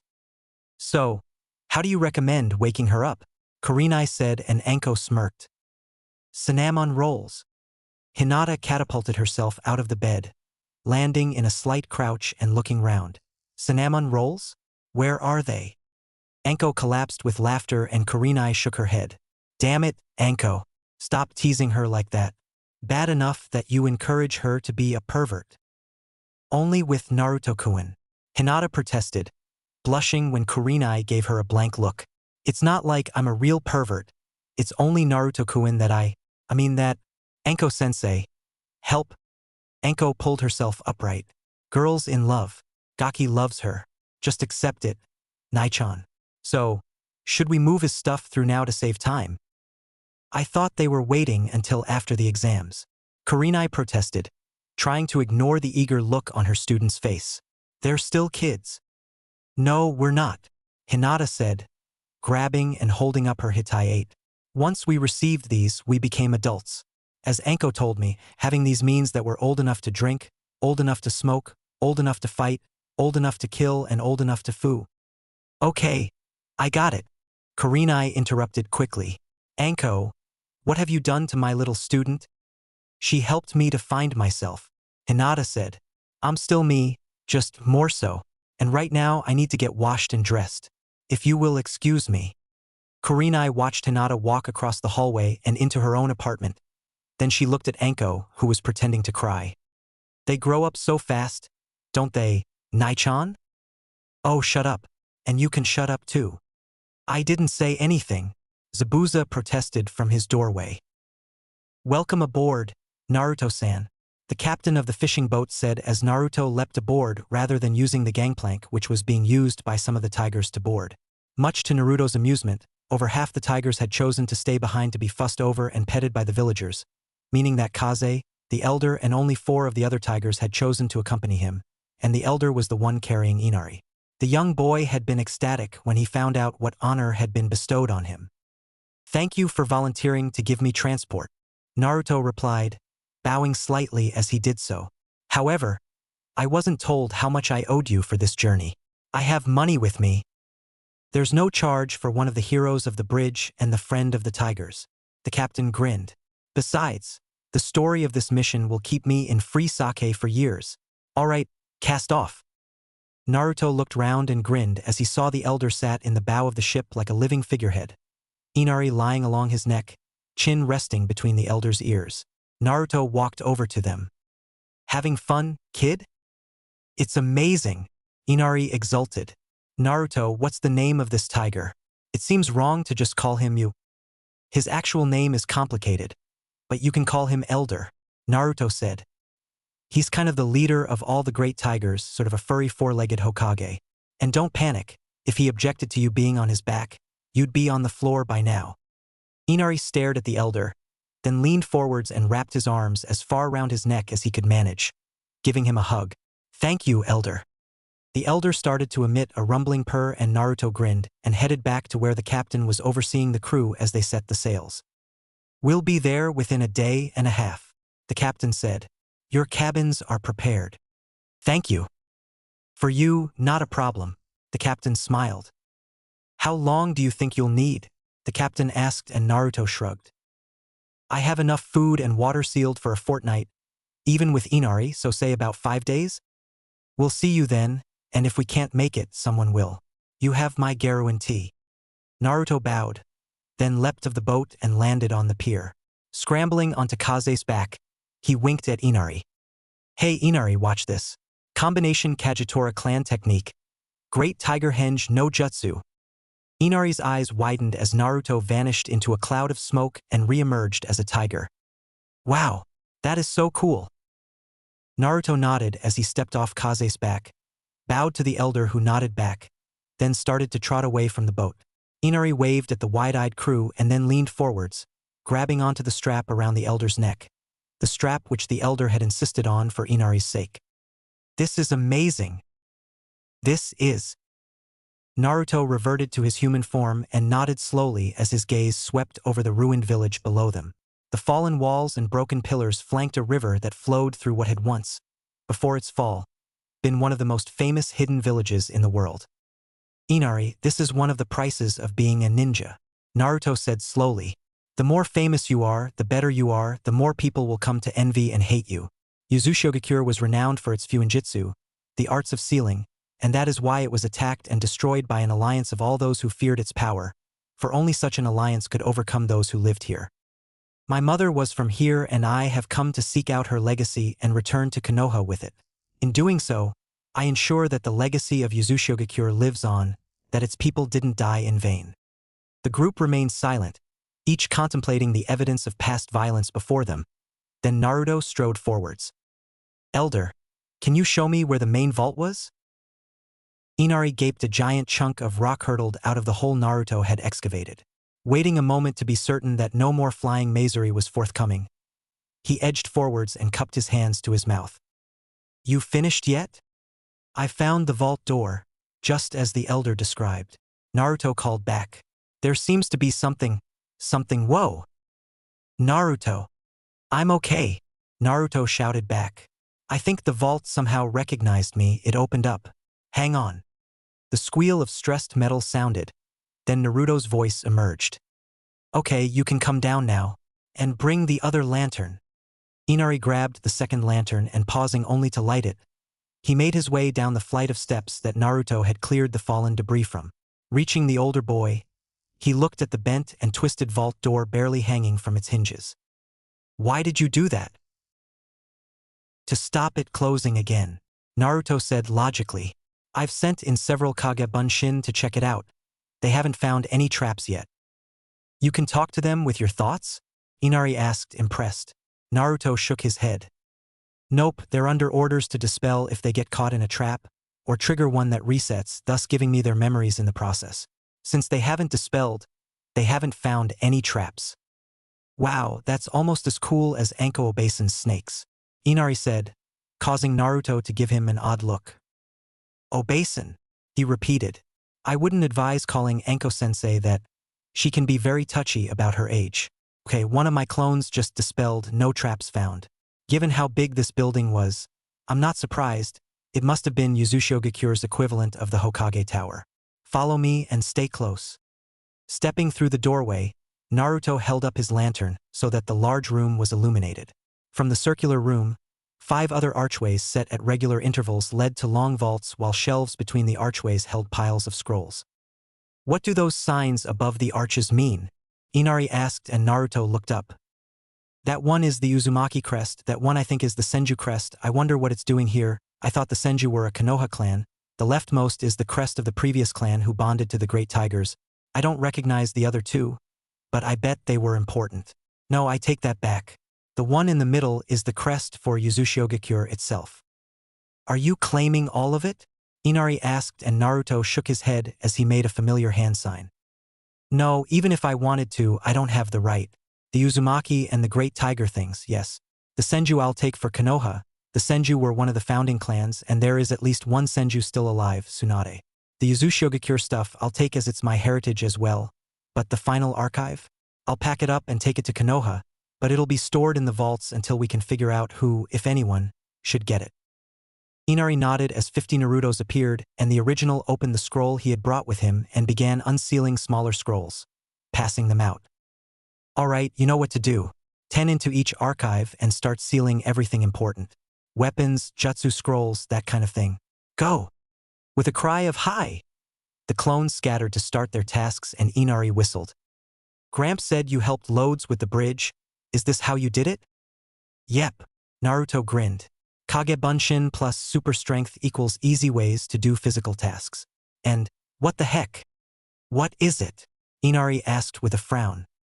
Someone just dispelled one of my sentry clones using a glowing chain? Come on and stay behind me.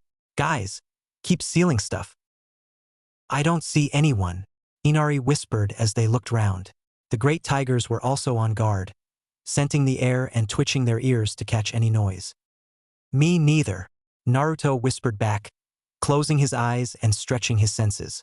Whoever dispelled my clone either retreated or wait. Watch out. Naruto grabbed Inari and leaped sideways as a glowing chain lashed out, curling around where Inari had just been. Dumping Inari on the elder's back, Naruto sprinted towards the source of the chain, flanked by Kaze and another tiger. As they approached the treeline, a person stepped out. My apologies for attacking you, she said. I believed you to be an intruder, not a returned member of the Gakatora clan. Naruto blinked at her. Gakatora? Yeah, my name's Naruto. Who are you? The red-haired girl bowed slightly. My name is Uzumaki Anoka, one of the last survivors of Yuzushiogekure. Kagetora Naruto, born of Uzumaki Kushina. Naruto replied, causing Honka's eyes to widen. You're Kushina's son? Yes and no. Naruto shrugged.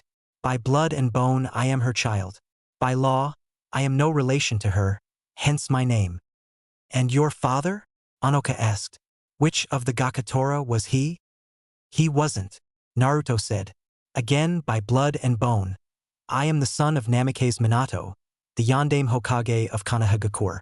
By law, I am no relation to him. The yellow flash? Anoka asked, shocked. But why are you unrelated by law? That is a long story, Naruto shrugged. If you'll join us, I'll tell you, but it isn't a happy story. We stand in the ruins of one of the greatest villages in the world. Anoka sighed. I doubt any story told here will be happy. Anoka-san. Anoka looked up from the Fuinjutsu scroll she was studying. Yes, Inari-san? Are you going to take Naruto up on his offer? A proper place to live and a chance to rebuild the Uzumaki clan? Anoka asked. Yes, indeed. Naruto's told me about his friends there, and about the few enemies who still remain in Konoha.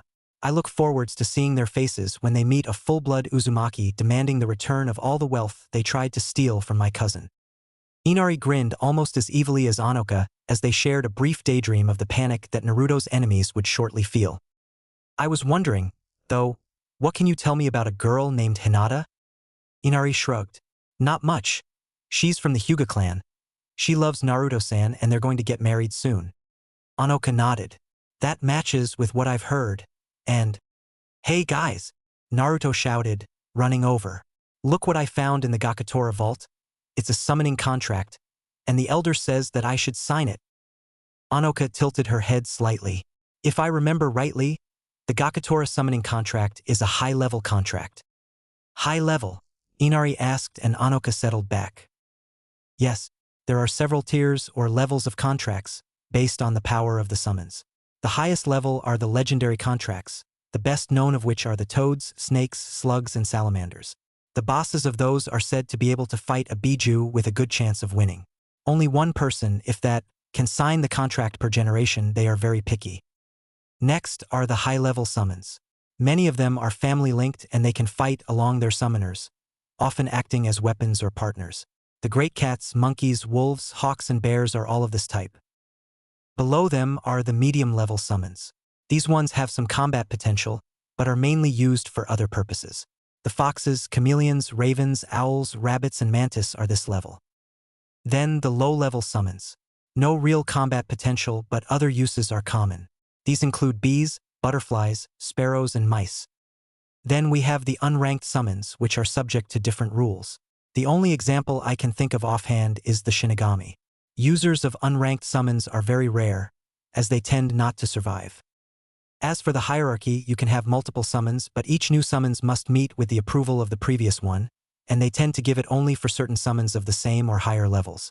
So a wolf summons might allow you to sign up for hawks or salamanders, but not sparrows or foxes, for instance. Should you sign for a lesser contract, your signature on the higher one will be voided. Wow! Inari gasped. You sure know loads? This one is, I think it says Great Cat, Naruto said, peering at the writing. Anoka gulped. If I remember right, you need to prove yourself in combat to the one you summon. No problems, Naruto said. Now, how do I sign this thing? In blood? Thanks, Kaze. Naruto looked round, smiling at Inari and Anoka who were watching, along with most of the great tigers, from behind several large boulders that he had, at Anoka's insistence, moved to form an open bunker. Taking a deep breath, he went through the hand seals, channeling as much chakra as he could. Kuchios no Jutsu. A massive cloud of smoke billowed up in front of him, and when it faded, Naruto had to fight to stop his jaw from dropping. In front of him was a 4-meter-tall bipedal cat with white fur, gold-embossed silver armor, and a white mane that flowed down around his shoulders. On his back was a massive sword, and his helmet was silver with a golden crown. What have you done? Kaze whimpered. That's the greatest of the great cats, Panthera Leo Krugeri Rex. No one's ever summoned him before. The Lion Man's piercing blue eyes looked down at them. Who dares to summon me? And why? Naruto stepped forwards. My name is Kagetora Naruto, heir of the Gakutora tradition and blood-linked to the Uzumaki clan. I apologize for the unexpected summoning, Your Majesty. I was seeking to earn the right to summon one of the great cat clans and did not expect to summon one so mighty as yourself. So, you wish to be a summoner? Then I shall test you, but no one has ever passed my test before, he said as he shrank to half his height and unsheathed his sword. If you can survive against me in one-on-one combat until the sun goes down, I shall grant you the right to summon one of the clans of the great cats. And if I defeat you? Naruto asked, causing the Lion Man to roar with laughter. Then I shall grant you the right to summon all the clans, and myself as well, for you will have earned it. Now defend yourself. Naruto summoned his sword into his hand just in time to block Krugeri's swing. Pushing it away, he countered the next few swings, then unleashed a combination attack that Zabuza had mercilessly drilled him in, one that usually ended with the victim's sword lying on the ground some distance away. Krugeri countered it flawlessly. Excellent, young one, truly excellent. He grinned as he pressed his counterattack. You have trained well in the ways of the blade. But is the blade all you can use? Naruto barely managed to dodge the line of rock spikes that leapt out of the ground when Kurogiri stamped down. Kit, it's time. Remember how we discussed improving that use of the Fang? I do indeed. Naruto thought back, disengaging from Kurogiri's attack and grabbing the Kitsune's Fang with his free hand. Kurogiri raised one brow. I can sense that the dagger which you hold is stranger than the sword that you swing so well. I am curious as to its use. Fang shatter, Naruto said, and the dagger glowed, reforming into a bundle of red senbon. Naruto threw them into the air and they spread out, falling down to cover most of the clearing. Kurogiri absently blocked the only one headed for him, causing it to spin away. That was it? I'm disappointed in you. Naruto grinned and vanished in a red flash. Kurogiri spun and barely managed to block the attack aimed at his side, but Naruto vanished again before he could strike back, reappearing to launch a slash from the other side, one which Kurogiri once again barely managed to block. I see, Kurogiri panted as he frantically blocked the incoming attacks. I admit, I am impressed, kid. You've gained my respect. Kurogiri spun and kicked, sending Naruto flying backwards and landing in a cloud of dust that briefly obscured him from view. Striding forwards, he placed his sword at Naruto's throat. Naruto just glared at him. You have my respect, kid, so I'll let you live, and I'll even grant you the right to summon one of the clans. I think the jaguars would do you well. Actually, Naruto said from behind him as he wrapped his left arm round Kurogiri's forehead and placed the edge of his sword against his throat. I think that you mentioned something about all the clans? Kurogiri froze as the Naruto on the floor vanished in a puff of smoke. Akage Bunshin. Kurogiri snorted in amusement. You actually managed to outwit me, kid, and that is very hard to do. Never let it be said that I do not keep my word. The clans of the Great Cats are yours to summon at will, and you may call upon me to grant single clan scrolls should you know those who are worthy. Command us well, summoner, and may we battle together one day. Naruto dropped to the floor as Kurogiri vanished in a cloud of smoke and slumped down, exhausted. As his vision faded, he saw Anoka, Inari and Kaze all running towards him. That is a big wall. Zabuza said the same thing when he first saw it. Naruto commented, glancing over to his cousin, who was riding on the back of one of the tigers. He was right, Anoka said. That is a really big wall, and quite a large pair of gates too. Yep, Naruto said. Hey Kotetsu, Izumo, Kagetora Naruto returning with new village member, Uzumaki Anoka. I'm taking her to see the old man now. Both Kotetsu and Izumo jolted out of their seats, staring at the barefoot girl perched atop the giant tiger. You, Uzumaki? Kotetsu managed. You found another Uzumaki? Yep, Naruto smirked. And with most of the council bastards gone and replaced by ones who know not to meddle too badly, I see no problems in having the Uzumaki clan recognized again. Nice one, Izumo smirked. Kotetsu and I always thought that you shouldn't have had your heritage stolen like that. Now you can laugh at those who tried to destroy your clan. Not my clan anymore, Naruto corrected firmly. I'm building my clan. Anoka is going to resurrect her clan under the protection of the Kagetora. I'll be staying with Naruto, Anoka smiled. Then welcome to Konoha, Kotetsu said. We've been without a recognized Uzumaki for too long. Sarutobi Hiruzen, the third Hokage, had seen many odd things in his life. He had fought against ninja with Kekkai Genkai that allowed them to reshape the battlefield, mow down hundreds of enemies in a single move or even predict the future. He had seen his pupils summon creatures larger than buildings and had witnessed the greatest jutsus of the age, the Rasengan and the Hiraishin. He had even seen his favorite orphan effortlessly knocking down a wall and looking embarrassed. None of that had prepared him for the sudden appearance of someone from a clan believed deceased. So, Uzumaki Anoka, he said slowly, looking at the damaged scrolls that she had provided as proof of her identity. Scrolls she had handed over using the chakra chain technique that he had previously only seen Uzumaki Kushina using. Your presence is both a great boon to Konoha, and something of a minor problem given that your clan was declared dead. After Naruto was disinherited by the now-fled council members, Anoka agreed. The now-replaced council and my 3 senior advisors, whose powers I have since curtailed quite dramatically. Unfortunately, the daimyo still refuses to reverse his signing off on the decision, since it would imply that he made a mistake, and his pride won't let him admit that. Sarutobi gently corrected. The clan heads will be happy to confirm your position in Konoha, but it will take a while to locate the Uzumaki funds and transfer them to your control. May I ask for your skill level? Anoka tapped her chin thoughtfully. I guess I'm at least Chunin. I specialize in Fuinjitsu, although since I'm an Uzumaki, that shouldn't be a surprise, and I'm a pretty decent at medical ninjutsu, although only for a few techniques. Sarutobi nodded. If you agree, I shall have your skills tested by one I trust, Hatake Kakashi, and he shall determine the rank you are offered next time he comes in to pick up supplies. Anoka looked at Naruto, who nodded. I know Kakashi, he was one of my teachers. He'll be fair. Then I accept with gratitude, Anoka said with a smile. Now, all I need is for somewhere to stay. You can stay with me, Naruto said. I know Hinata'll be happy to meet you, and I think you'd get along with everyone else. Then again, I accept with gratitude, Anoka smiled. Excellent, Sarutobi said. I'll get the paperwork started. Naruto-kun. Anoka laughed as Hinata flew out of the door, catching Naruto in a flying glomp that sent him staggering back a few paces. As he recovered, she shifted her hands to his head and gave him a long, deep kiss before hugging him again. I missed you, Naruto-kun, she said, and Naruto returned her hug. I missed you too, Hinata-hime. He half-whispered before bending slightly and scooping her up bridal style into his arms, giving her another kiss as he did so. Hinata leaned her head against his shoulder, then tensed as she saw Anoka. Hinata-hime, this is Uzumaki Anoka, my cousin and soon-to-be head of the new Uzumaki clan. Anoka-chan, this is my fiancé Hyuga Hinata, formerly heir of the Hyuga clan. Hinata, who else is in? Well, Hinata mused as Naruto carried her back inside, followed by a greatly amused Anoka.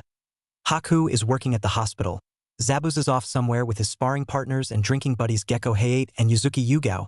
Kakashi's still off training Sasuke. Anko's over at Irika's again and Guy is out helping Lee train. So it's just me, really. Okay, Naruto said, putting her down and giving her a quick kiss. Anoka, I'll introduce you to Haku, Zabuza, Kakashi, Guy and Anko when I can. In the meantime, oh no, I forgot. Forgot what? Hinata asked as Naruto slapped himself on the forehead. We don't have a spare bedroom. We've got the barracks, but if Anoka's staying with us. We do have a spare bedroom. Hinata smirked, pulling Naruto up the stairs and motioning for Anoka to follow. We do? How? Simple, Hinata said as they reached the top of the stairs. Anoka can have this room. But that's mine. Naruto half protested and Hinata shook her head. No, it isn't. See, it's empty. Anoka managed not to giggle at Naruto's confused expression. Then Hinata pulled him away from the vacated room. Your things are in here. You remember the plan. Naruto stared into the apartment, seeing the photo of him and Anko just beside Hinata's team photo on the sideboard, as well as his books on the bookshelves and other items arranged round the room. I thought we were going to wait. Hinata silenced him with a kiss and winked at the giggling Anoka. Naruto, just this once, let me do the thinking and accept it. Your cousin needs a place to stay and now she has one. So stop complaining and say, yes dear. Yes, Tenchi-hime, Naruto said with a smile and Hinata hugged him again. So once you've unpacked, let's go out. I'd quite like to get to know your newfound cousin. Tucci, I am one of everything and keep them coming. Naruto-kun, I smiled. How did your trip go? I found new jutsu, some treasure and best of all a cousin. Naruto smiled. Ayam-chan, this is Uzumaki Anoka. Anoka-chan, meet Ichiraku Ayam and her father, Tucci. It's an honor to meet you. Anoka smiled and Ayam grinned. Well, since you're our favorite customer's cousin, your first bowl is on the house, for all three of you. Hinata, shrimp. Yes, please. Hinata said and Ayam turned to Anoka, who was looking at the menu. One beef ramen please. Beef, shrimp and normal Naruto order. Got it. Tucci called from the kitchen and Hinata giggled. You come here often? Anoka asked and Naruto nodded. At least 3 times a week. Ichiraka's ramen is the best. Between Ichiraku's and Gai-sensei, I get to eat the best food in the whole world. Naruto broke off as Ayam slid a large metal bowl of steaming ramen in front of him, then slightly smaller bowls in front of Hinata and Anoka. Ita de Kamasu, Naruto said eagerly, scooping up the metal chopsticks. Hinata eagerly followed suit while Anoka inhaled the aroma before picking up her chopsticks and trying it. This is good, she said after taking a bite. Then she gave a shocked glance as Naruto put aside the empty bowl and accepted a second one. That was fast. It's Ichiraku's ramen, Naruto stated as if it explained everything, then almost dived into the bowl while Hinata giggled. You get used to it, she explained. Naruto has quite an appetite. Eat up, it's best while still hot. Hey Naruto, who's your friend? Naruto looked round and smiled. Hello Kiba, Shino. This is my cousin, Uzumaki Anoka. Anoka-chan, meet Hinata's teammates, Aburame Shino, Inazuka Kiba and his nin Ken, Akamaru. Wow Naruto, Kiba said. Why didn't you tell me you had such a babe for a cousin? Ouch. Shino lowered the hand he had slapped Kiba's head with. Welcome to Konoha. I assume that you are staying at Tiger Forest. I'm staying with my cousin, Anoka said and Shino nodded. That converted bunker and the surrounding area are known to all as Tiger Forest, he said. It is good that you have a secure place to stay at. Hinata-san, Kurenai-sensei asked me to inform you that we have group training tomorrow at 10. I hope to see you around, Anoka-san. Kiba, come. Anoka watched them depart, smiling slightly as Kiba's litany of complaints interspersed with praise for her looks drifted back. Hinata shook her head. Sorry, Kiba chases any female of approximately his age. She apologized. I think Shino's taken a liking to you, though. I've never seen him so open before. And so I accepted the offer and became a jonin, Zabuza said, waving his, fortunately empty, bowl of sake for emphasis. Naruto adopted Haku as his cousin, yours too, now I think about it, and I became his uncle and got a temporary seat on the ninja council. I'm holding it until Naruto comes of age and he takes over. And with all the tigers to wrestle whenever I get bored and Gaki to train, as well as Uchiha Sasuke and Higurashi Tenten, I can honestly say I've never been happier in my life. That's good to hear, Anoka said, taking a sip from her cup of fruit juice. I hope I come to like this place as much as you do. One warning, though, Zabuza said, leaning forwards. If you hear Guy and Lee shouting each other's names, look away before they hug. Same for Guy and Naruto or Lee and Naruto. Trust me on this one. I didn't when I first arrived, and it took me most of the day to recover. Anoka's eyebrows rose. It was that bad? I've never seen anything like it before, and I never want to again. Zabuza shivered as he let Naruto refill his sake dish. Just take my word for it. Don't be tempted to look for yourself. It's not that bad, Naruto protested and Zabuza snorted. You're immune, I still don't know how. He riposted. Then he paused as Hinata walked by him. Gomen. I didn't want to interrupt, but it's getting late and I need my snuggly. Zabuza's snort of laughter caused him to cover himself in sake as Hinata pulled Naruto towards the staircase. Snuggly? Anoka asked, watching the vanishing couple.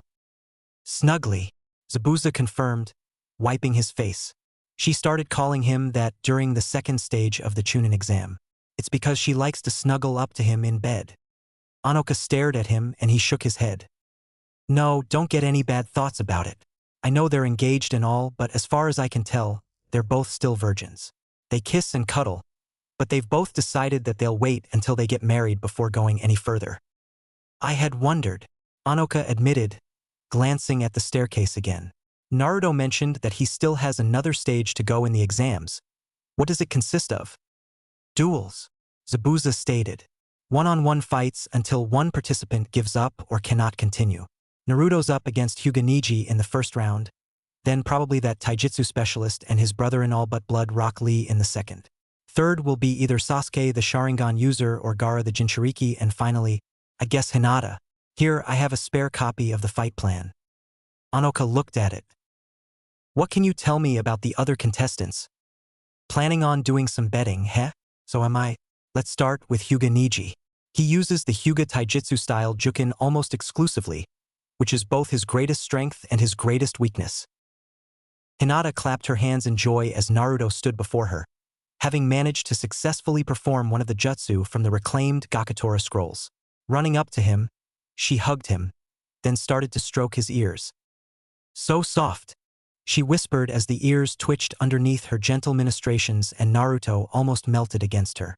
Movement caught her eye and she reached down with her free hand, catching Naruto's twitching tail and stroking it as well. "Hinata," Naruto moaned, "that feels so good. You may want to stop if we are to learn this ourselves," Haku said, causing Hinata to leap away from Naruto and blush. "So this is secret technique tiger enhancement. Tiger ears, tail, some fur and enhanced reflexes. Yes. I think so, yes," Naruto said, checking himself over. "That's what the scroll said, anyway." Hinata nodded and turned to Kekkai, who nodded slowly and presented her paw. Hinata used a kunai to prick it, drawing blood, then cut her own hand and let Kekkai's blood drip into the cut. As it did so, she started the hand seal sequence that would infuse Kekkai's blood into her own and create a true bond between them.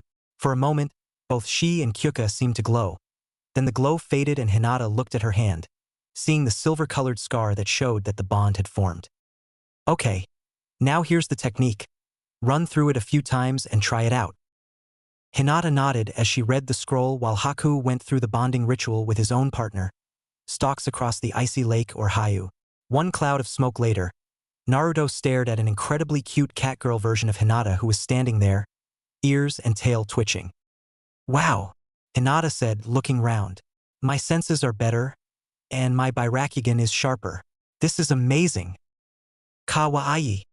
Hinata spun round just in time to be glomped to the floor by Anko. "Oh Kami, you're just so cute like this," Anko exclaimed, pulling the shocked girl into a tight hug as Naruto almost collapsed with laughter. "Look at those ears, that tail, that cute little look of confusion. If I didn't live in the same bunker as you, I'd be taking you home with me." Naruto fell over, clutching at his ribs as he howled at Hinata's situation. Naruto slumped, gasping for breath as he released the jutsu.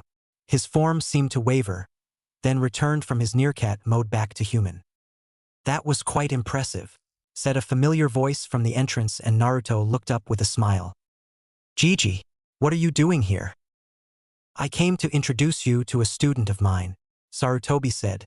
"He's waiting upstairs and—" Sarutobi stopped as a resounding slap echoed and Naruto winced. "Oh dear, sounds like someone tried something perverted with Anoka. She's happy to swap innuendos, but if anyone actually tries anything physical—" The sound of a fading scream echoed and Naruto sighed. "Please tell me that the person you wanted to introduce me to isn't a pervert." "Well, he can act a bit perverted at times," Sarutobi admitted. "He's an excellent shinobi and he's written many excellent books." "Such as?" Naruto queried and Sarutobi coughed in embarrassment. "Well, he's most famous for the Ika series." "Jiraiya," Naruto stated. "I read his book The Tale of the Utterly Gutsy Shinobi. In fact, that's the book Kakashi-sensei used to teach me to read properly. He said that I was named after the main character." Sarutobi looked impressed.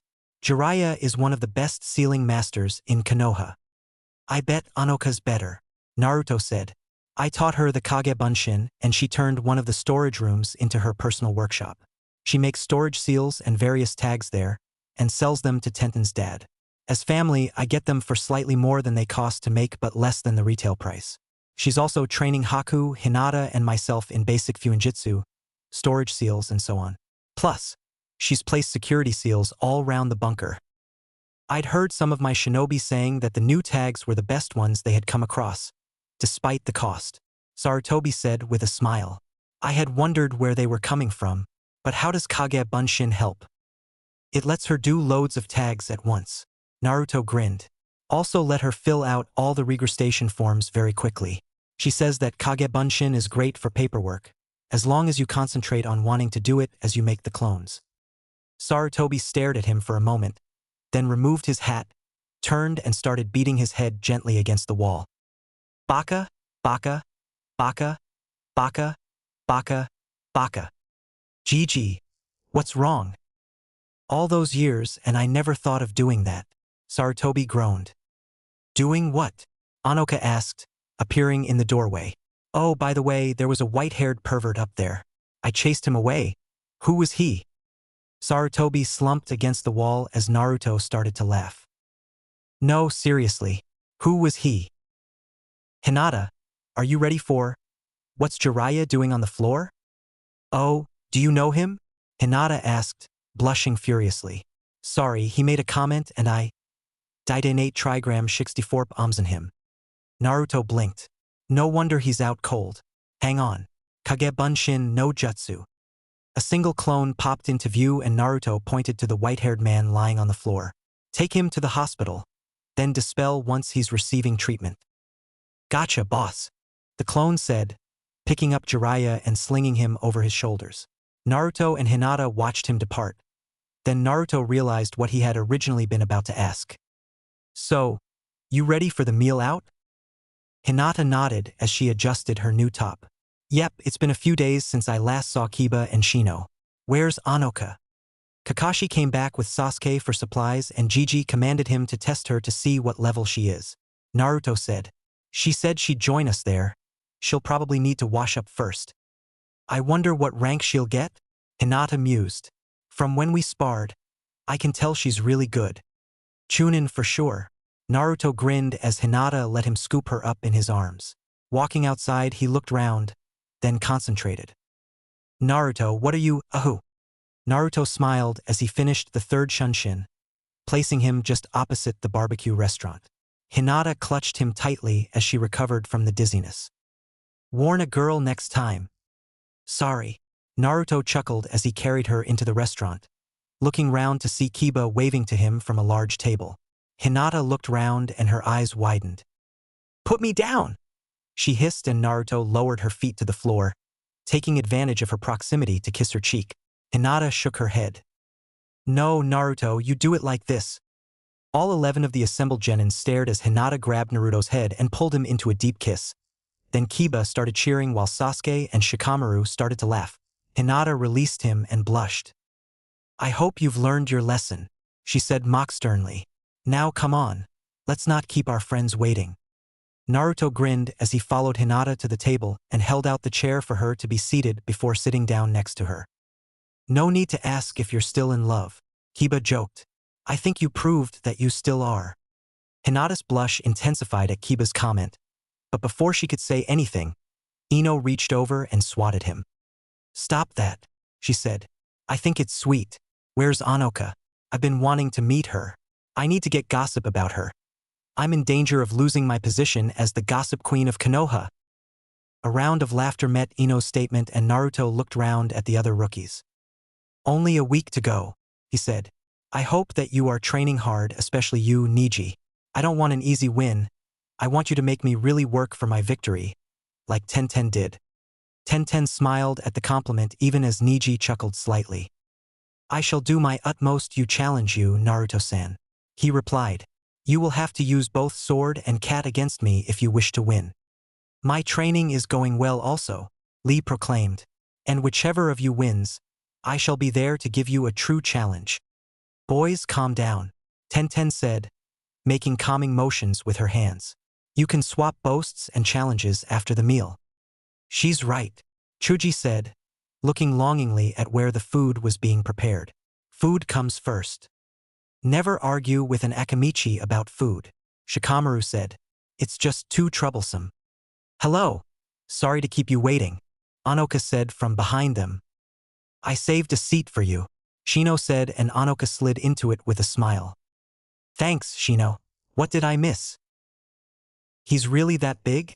Ino gasped, staring at the size Sakura had just described with her hands. That's the size that Sai said he was, yes, Sakura said. Hinata, did he get it right? Hinata shook her head slightly, then blushed. So is he smaller or bigger? Bigger? You have to be kidding. How big is he? Ino gasped, leaning forwards. Hinata's blush deepened and she sank deeper into the water, only for Anoka to grab her and pull her back to the surface. Oh no you don't. I'm not letting you drown yourself out of embarrassment. It would upset Naruto. Tenten laughed. You are one lucky girl. Getting him for yourself. When I lost to him, I was so turned on by his skill and strength. If you ever decide you don't want him, I'll be happy to take him off your hands. Hinata's blush deepened and she quickly changed the subject. Anoka-san, how did your test go? It went very well. Anoka smiled. I am now a full chunin of Konoha, and on the list for promotion to special jonin once I've gained some experience. The Hokage also put me on the special skills list for my Fuinjutsu, and Fox-sama of ANBU has already asked me if I can provide some special tags since mine are better than most of what were available in Konoha before I arrived. We're selling her tags at my dad's shop, Tenten explained.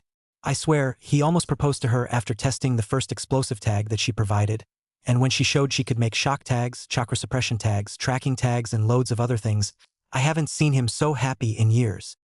I'm earning quite a bit from it. Anoka smirked. I'm saving up, and when I have enough, I'm going to buy some land and build my own house. I was thinking of buying up the old Namikaze mansion since the foundation is still intact. I'm also earning money checking and repairing the seals along the walls and in the gates. Some of them had almost faded to nothing. The new arrays I included should help. Sakura nodded. I heard that the council are moving to have you declared the clan head of the resurrected Uzumaki clan as soon as you come of age, giving you a seat on the council. Until then, I've asked Zabuza to be my regent, since he's already there and Naruto-kun trusts him. Anoka said, I heard you've been taking lessons from him, Tenten. I have, and so has Sasuke, Tenten confirmed. He's got really good with that chikudo of his, and it's made from chakra metal. He can push fire or lightning through it. He was really inspired by Naruto being able to use wind. Naruto's really good, Sakura admitted. Of course, since he was trained as a kid by both Kakashi-sensei and Madogai, that's only to be expected. And when Anko added her assassination training, Kakashi had already trained him in stealth, and with what Anko taught him, I've seen Naruto scare the hell out of Kakashi by popping up out of nowhere beside him, without Kakashi noticing he was there for a full minute. Ino and Tenten both whistled in awe. Hinata simply nodded. He's managed to get past my Byakugan in the past, she admitted. I've asked and begged, but he won't tell me how he did it. Even going catgirl and being cute didn't help. Going what now? Ino asked and Anoka giggled. You need to show them now, Hinata-chan. Hinata sighed and flashed through several hand seals, moving fast enough that the others couldn't make out the sequence. A brief cloud of smoke engulfed her, and when it cleared, it revealed a lightly furred Hinata with cat ears looking at everyone. Kawaii. Anoka almost collapsed with laughter as Ino, Sakura, and Tenten simultaneously glomped the poor girl, nearly drowning her in the process. What are they doing on that side? Kiba asked as the cry of KWAI echoed over the wall between the two outdoor pools. Niji blinked and restrained himself from using his Byakugan with great difficulty. Probably swapping stories about us, Shikamaru said from where he was leaning against the edge of the pool. Girls can be so troublesome. How do you do it? Kiba asked. You're going to marry one of the hottest babes in the village. Your cousin is just as hot, and you have Niji's teammate lusting after you. I smell her pheromones after your fight.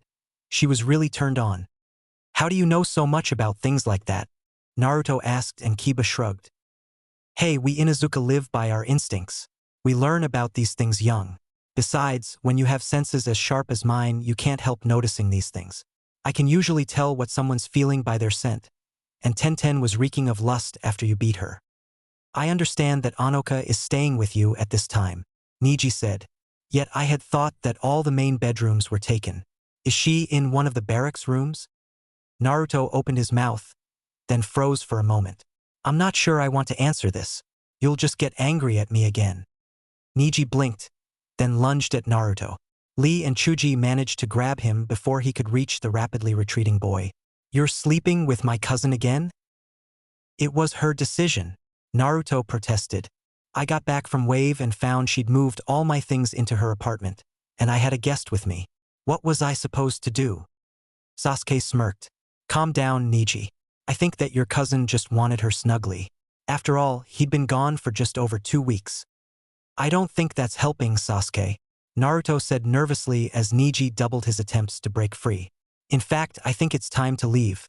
Lee, can you run my clothes back to the bunker afterwards? I'll pick them up later, but right now I need to hide. Demon technique. Reverse dagger summoning. Naruto vanished in a flash of red chakra and Niji froze. Then his flat gaze moved to Sasuke. Hey, don't look at me, I wasn't involved at all with whatever's happening between Naruto and Hinata. Niji lunged forwards, then stopped dead in his tracks as Sasuke flinched away. I'd advise fleeing, Shikamaru said. I'm not sure how long I can hold him for. Sasuke glanced down, spotting the shadow connecting to Niji, then pausing only to give Shikamaru a look of gratitude. He scrambled out of the pool and sprinted into the changing room. Let me go. Not yet, Shikamaru said. Lee, Chuji, Kiba, if you three could restrain him, please? Kiba gulped as Niji glared at him. What do you think all that shouting is about? Anoka asked as she dried her hair. Not a clue, Ino said. Any ideas? I heard Niji and Ison shouting. Oh dear. What? All the other girls asked and Hinata sighed. I think Niji's just found out what sleeping arrangements Naruto and I have. He's become rather protective of me since I stopped being the Hyuga heir. Sleeping arrangements? Sakura asked, but it wasn't Hinata who answered. Hinata-chan decided that she was missing her snuggly, and moved all his stuff from his old room into her apartment. Anoka explained as Hinata quickly donned her jacket and made use of the collar in hiding her blush. That freed up a room for me to use until I get my own place. The other girls nodded in understanding and Ino grinned. Making a move like that, wow Hinata, do you share a bathroom with him? Do you bathe together? Hinata's blush deepened. Then she took a deep breath and composed herself. We do share a bathroom, and we have showered together, she said quietly, and every time I see him, I realize just how lucky I am to have him. I don't think anyone else in the country is as kind and thoughtful as he is, and his cooking is superb. That last part one agree with completely, Anoka noted. The only thing I can't vouch for are the cinnamon rolls, because they're always gone before I get there. Hinata blushed again.